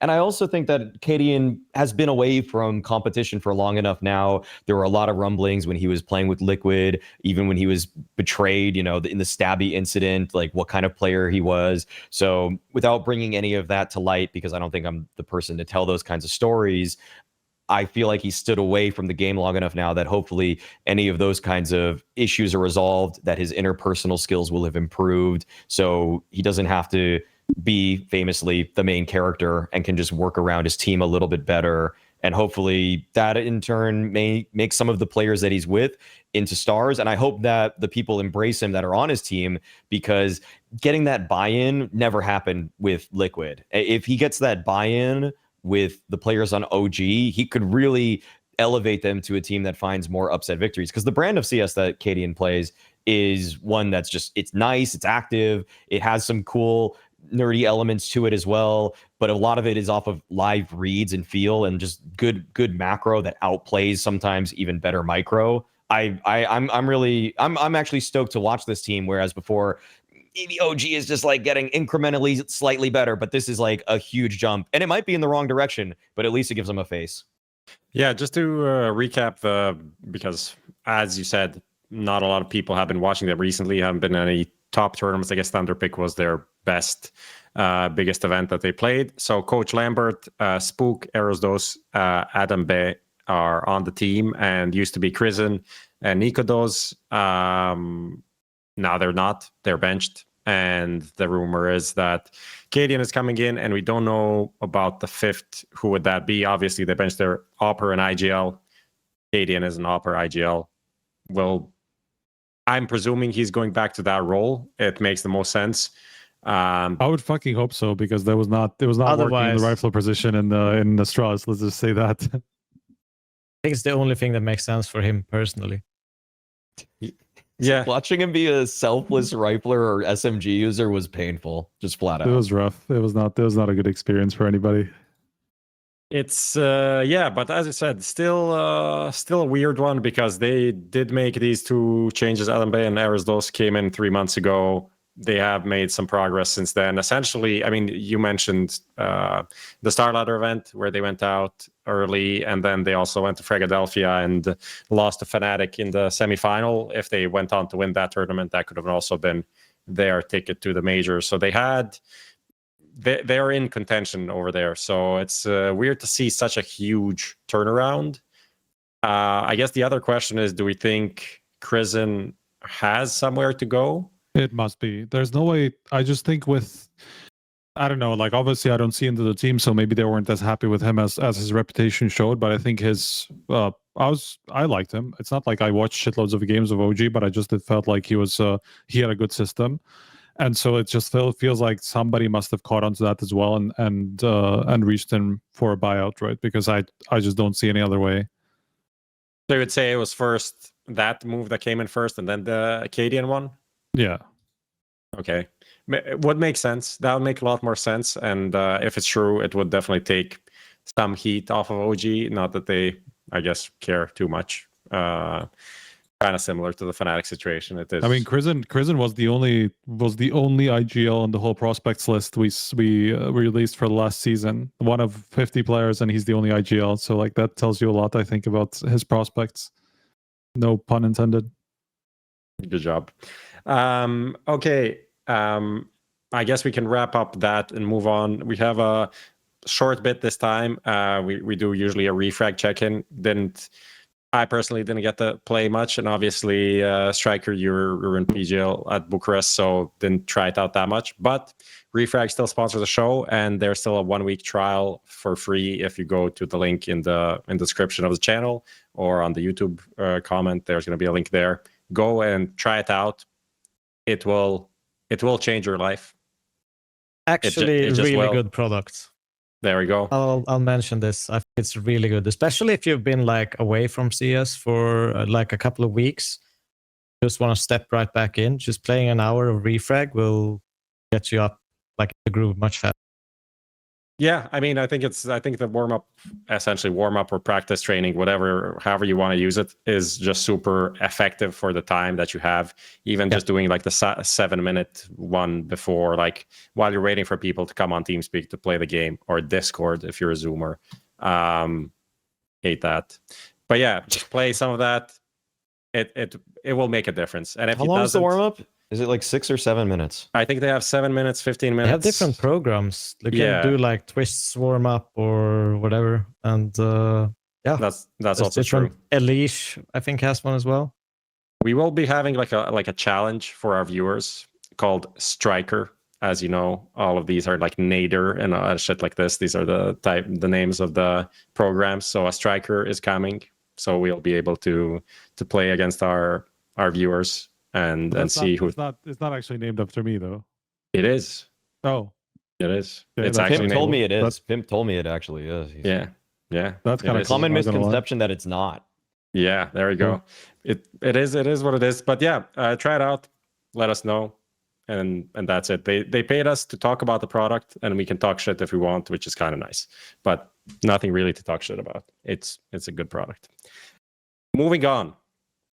I can't possibly hate something that's called after me. That is true. What are the odds? Let's talk about Chengdu, and let's go straight into it with the biggest story of this event, and that is that MongolZ are playing with a stand-in, and Senzu is out. What are the odds? Brought to you, as always, by Stake. And as always, we'll try to craft some odds for imaginary bet in this case. And the odds for what we're looking at is, what are the odds for controlez to get over a 0.95 rating in Chengdu? Dude's coming in to replace Senzu. Obviously, he's not a star player. He's 28. He's an IGL.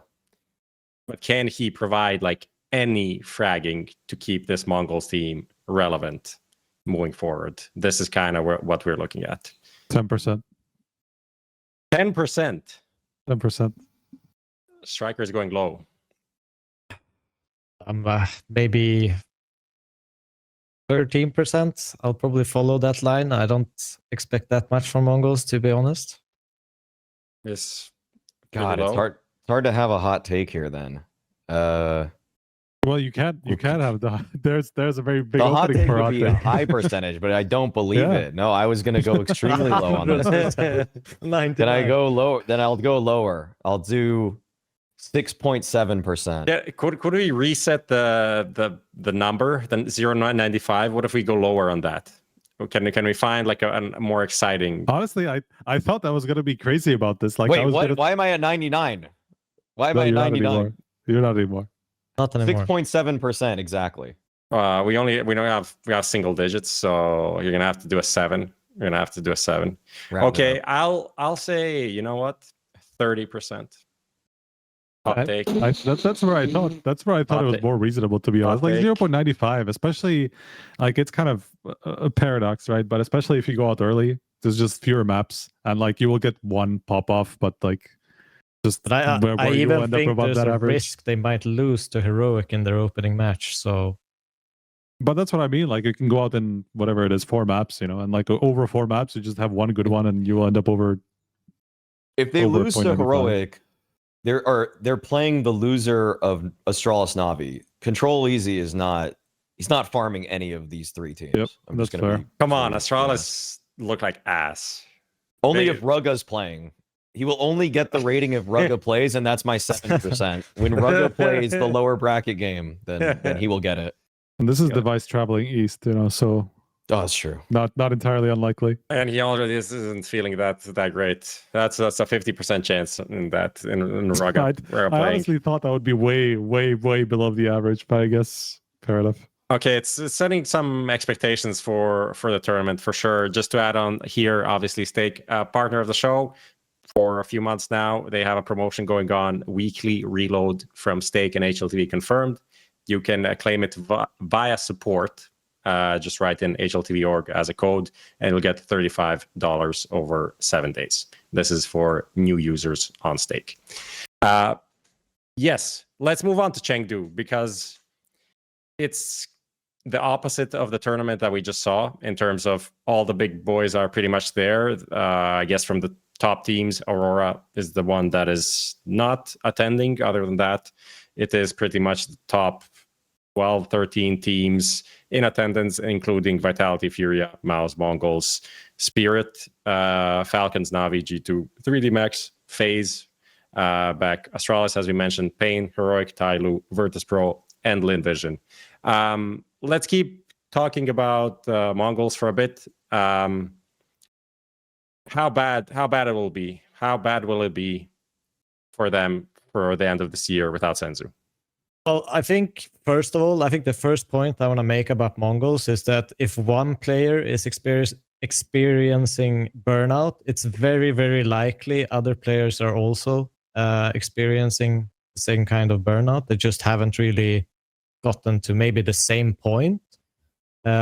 So in that sense, I actually think that I saw kind of signs of this even in the last tournament that Senzu played, where they looked burned out. I was kind of guessing they were burnt out. They played so many tournaments and it just didn't look the same to me in some sense. So it's hard kind of getting a player in short notice to compete like this quickly. I just feel like they haven't gotten enough rest for this to be a competitive team right now. Yeah, Maui? Agreed. This is probably one of the only aspects of having a 2 world championship a year calendar that works against Counter-Strike, is that you don't really have any period in the season that you can take off. Yes, we have our player break, which is roughly 3 weeks, but beyond that, you are very heavily incentivized to just keep playing nearly everything, and you're traveling. And it's not like we have a season where you can kind of relax for a couple. You can't really relax for 2 months of a 4.5 month season, 5 month season, because you need these points to maintain your position. So I just think it's like a rough position, because if I were MongolZ and I knew Senzu wanted to take a break, I might even suggest to the whole team, let's take a 2 month break as a team, with especially given that. And it would be really cool to watch them and how they would return, because also, like, I think people might not even. Who would want to miss a major for no a break? one?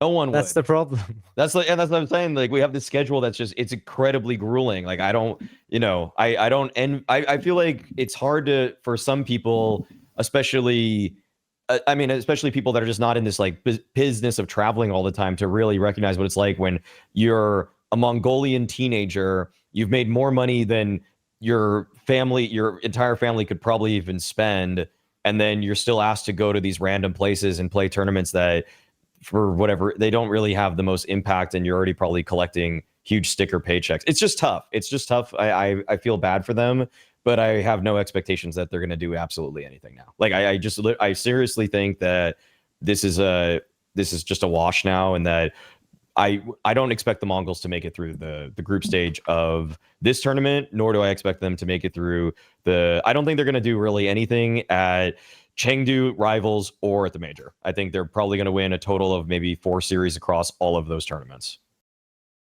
Yeah, I feel like that's kind of on point. I mean, there are some lower ranked teams at Rivals, especially. There's, I think, Passion UA is there and stuff like that. So maybe depending on the matchups, some early matchups in the Major. But I'm kind of feeling you as well. I think the only upside is, like, you know, maybe Techno gets some better spots. I think that's probably what is going to happen, considering their stand-in is an IGL, right? It's not like they brought in some like young star from Mongolia to join in the team. So this guy is just going to plug the holes, and we're going to try to get more out of other pieces. So there's a bit of that I'm kind of, I don't want to say excited, but curious to see.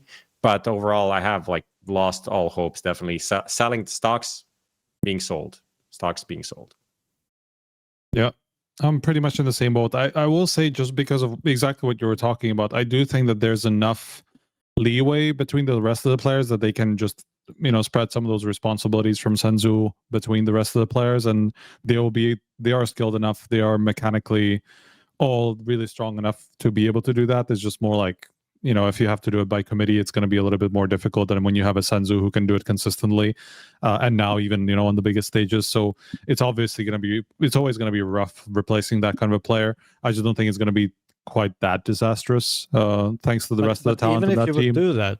Even if you would do that and you change some responsibilities, you'll end up in this Falcon situation when they brought in Kyosuke, where people have to relearn some roles and spots. But they've already had to do some of that, right? I mean, Techno's been moved around a little bit already, and Blitz has been moving around quite a bit. And it's not like they play a very complicated style of, like, brand of CS in the first place. So I don't feel like it's going to be that difficult. All right. I think it is kind of hard to play their style, because I think at early, like, when you look at it, you know, Steel was going on that rant earlier this season about how poor the fundamentals were of Mongols. I think that it's a very intricate system that is held together by individuals making reads and taking little bits of space here and there when they know the communication like when they're calmed that this is happening on this side. That's when Mizinho always kind of like starts to edge out on his side of the map, and like that's when Techno's like trying to take his space over in one side. He relays that, and then you get 9-10 and Senzu doing something else somewhere else. Like, I think it's pretty hard to just plug and play on the Mongols, especially. So that's why I think Double Lurk compared to 4-1 is a lot harder to play. Yeah. What did you say? Sorry, I didn't understand. Double Lurk. Double lurk. I heard bubble lurk. I was like, what is this term? It's a very interesting term. Double lurk makes sense. Interesting counter argument. We'll see how it goes. Maybe this is just the style of Mongolia, and all the Mongolians understand this deeply. I don't believe this. I don't believe this because I've seen too many games of the Huns to look. I'm sure Control has probably watched like fucking 100 demos of the Mongols by now, you know, so he probably knows the team in and out. So in that sense, I would imagine he would not have such a hard time understanding it, at least. I don't know about executing it, you know, but the theory, I bet he does have on lock, you know. Well, let's see. Top teams in attendance. All of the top teams in attendance. All of the top teams in attendance. As I said previously, all of them are there. Didn't lie, not one time. Other than Aurora. What team are we expecting here as the favorites? Vitality are ranked number 1. They are by default the favorites, but is it a clear-cut one, or is it kind of another title that's up for grabs? I mean, totally up for grabs. It's up for grabs, but I still think Vitality is the favorites going into it, as you mentioned. I mean, it's an easy pick as well. But you know, if Falcons, Spirit, all of these guys can pop off and kind of have a great tournament, I think still Falcons like high is really, really high. It's just that they're not maybe as consistent as some of the other top teams. But if they get everyone, you know, in place, and the same goes for Spirit, we've seen, you know, Tenir can pop off and bring these big numbers that probably Sontex and Magic's never really did.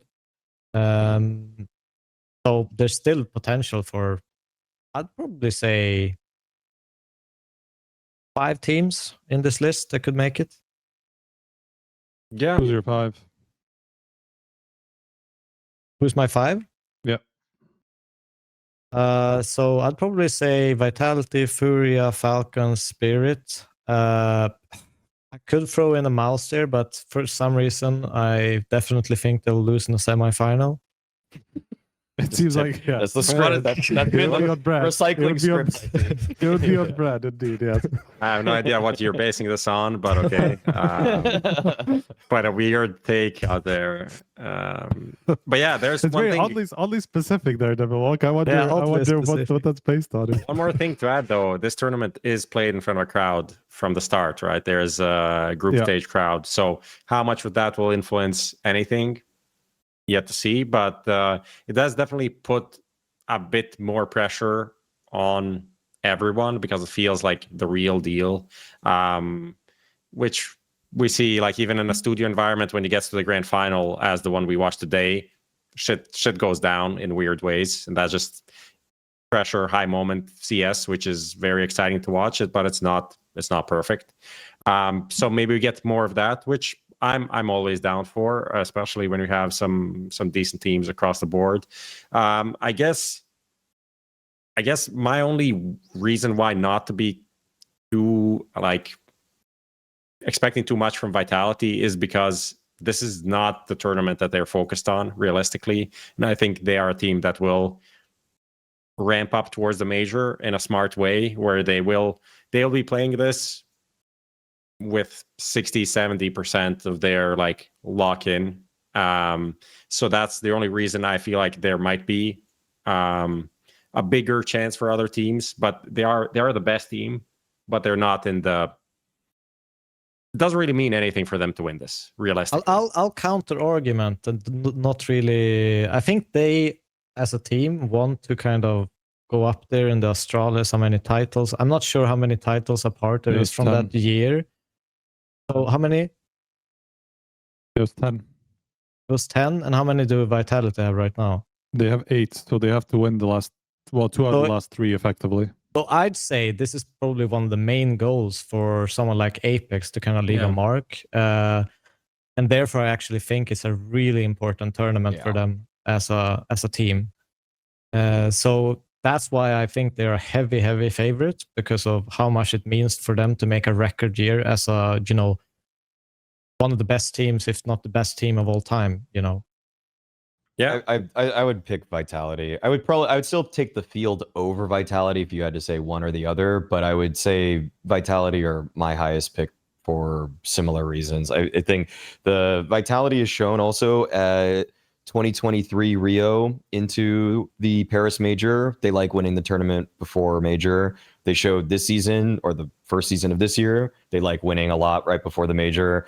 I feel like they're kind of on a similar trajectory. Everybody likes to win, but I don't think the ramping process is like, oh, we're saving strats directly for the Major. They want to show it to themselves that we're in championship form out the gates, that we are the big dogs. They like being the favorites, it feels like, going into tournaments. And you also have to realize that this is actually the time where they've had the most time to put forward for the Major, because Rivals follows Chengdu pretty much instantly. They're just staying in Asia for the whole period, you know, so you're not expecting them to go crazy on prep in that period, you know, or even after it, because that's just going to be the immediate run up to the Major. It's effectively going to start a week after they come back from Rivals. Not for them, of course. I mean, it's going to take another week or so before they have to play again themselves. But still, you know, it's not like after Rivals there's going to be like loads of time for them to ramp it up. So I do think that they probably, by this time, they probably feel pretty prepared already. Yeah, the questions, is the Grand Slam still on for Vitality? It is, but not in this year, Not right? this season, yeah. So they would have to continue it in next year, next season. But yeah, that is a good counterpoint. That it is something that Apex has mentioned even after the one EPL, that they reframed their goals right after they had a goal of like, okay, maybe we can do 2 Grand Slams in a year. Can't do that. Okay, then let's find what our next goal below that is to keep the team focused. So yeah, that is a good point. Other than that, we spoke about Furia a lot in previous episodes. Maus a bit now, nothing really new since we didn't see them play in a while. But then it's Falcons and Spirit. These are the 2 teams that most, I don't want to say most controversial, but maybe this year have had a lot going on around them. Spirit definitely started the season with great form, winning 2 tournaments, but then making more changes. Nier is now in, looked really good originally in EPL, but then they got eliminated by FaZe out of all teams. Where is the trajectory for Spirit? Do we see a grand final? I feel like is always something is a minimum for a team with Donk, but is it realistic? I mean, 100%. I think they've had what is it, 4 weeks or something like that to practice, to kind of get Tanir up to par with everything, and made sure that he knows what's going on and what's expected. And I think that's just going to make them better generally. So I don't expect them to kind of flunk against a team like a FaZe match again. Not that FaZe were playing bad or anything or like that, but I think that they should be coming into this tournament aiming for a trophy, and I think that they should at least get top 4. Otherwise, it would be a major disappointment. They're clearly in the running for top 4. Yeah, it's just kind of a mix between Vitality, Furia, Falcons, and Spirit right now. With Spirit, I just think that you're always going to get so much runway because Donk's going to give you that. And then it's just about everybody else falling into place behind him. It's so rare that he has an off tournament or even an off series.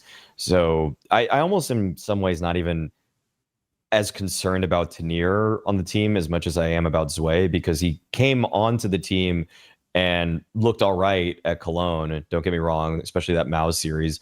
It's kind of weird that Tanir, or Zwei that is, has sort of just been the Maus killer, but then every other top 6 team he's playing against, it just feel like he falls off the face of the earth. I don't know what that matchup is that's so favorable for him, but I already like how Tanir is slotted in so much better than Zwei.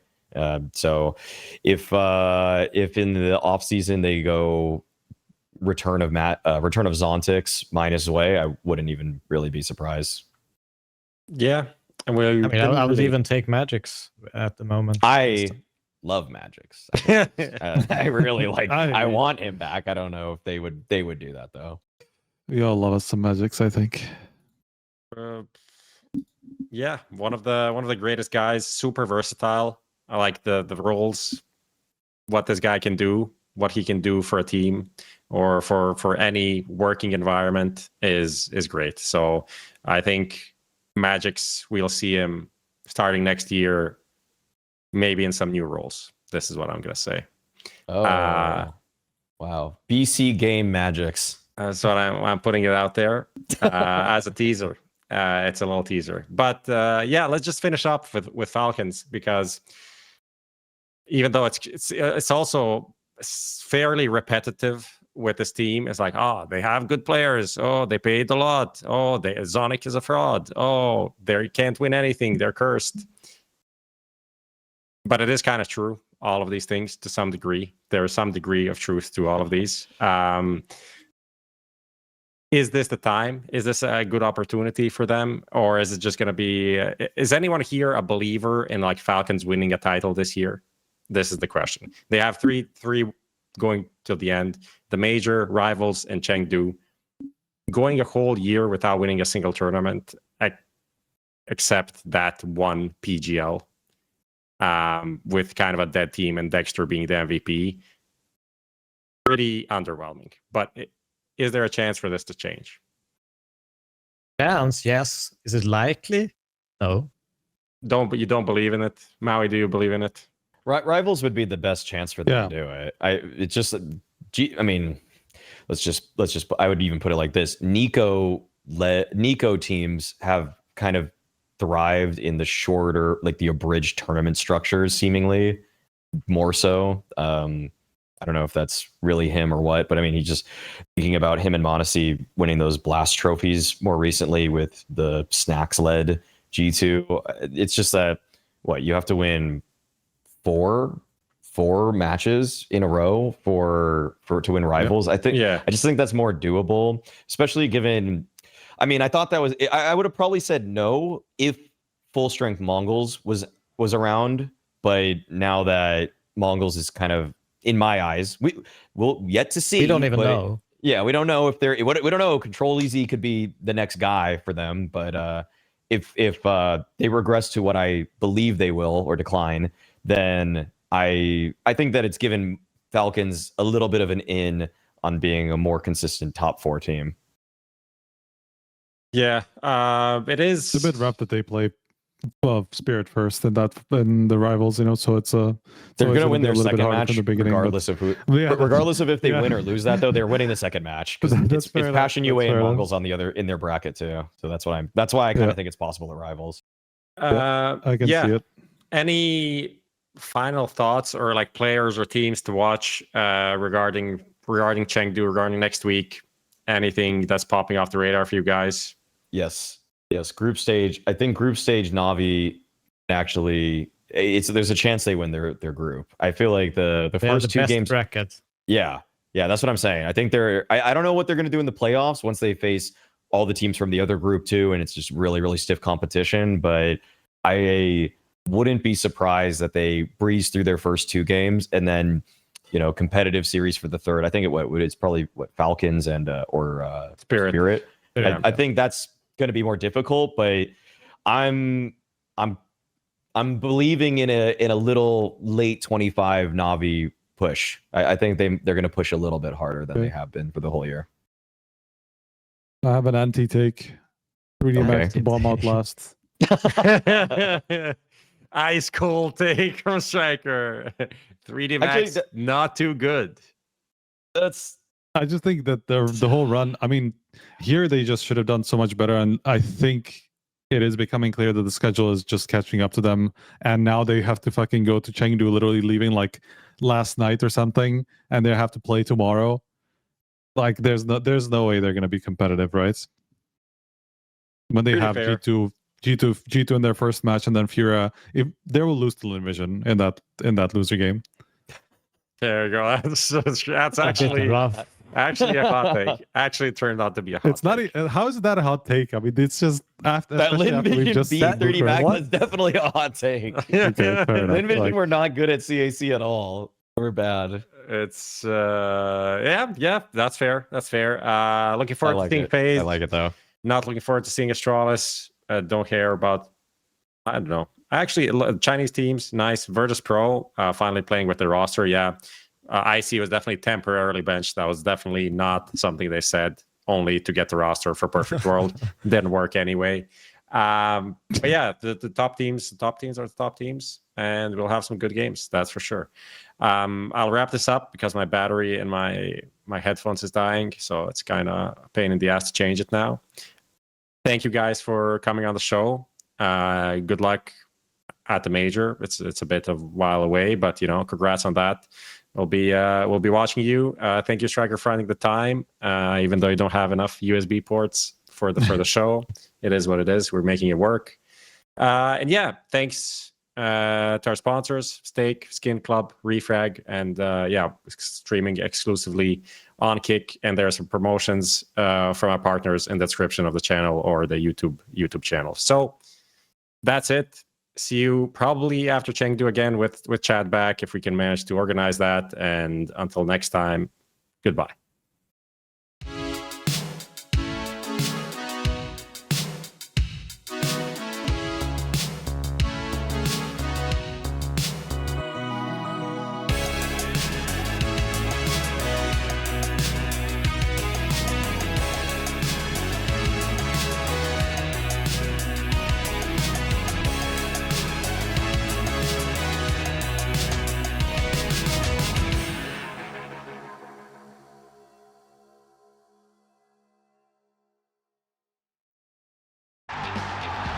They say victory belongs to 5 on stage, but it's never just 5.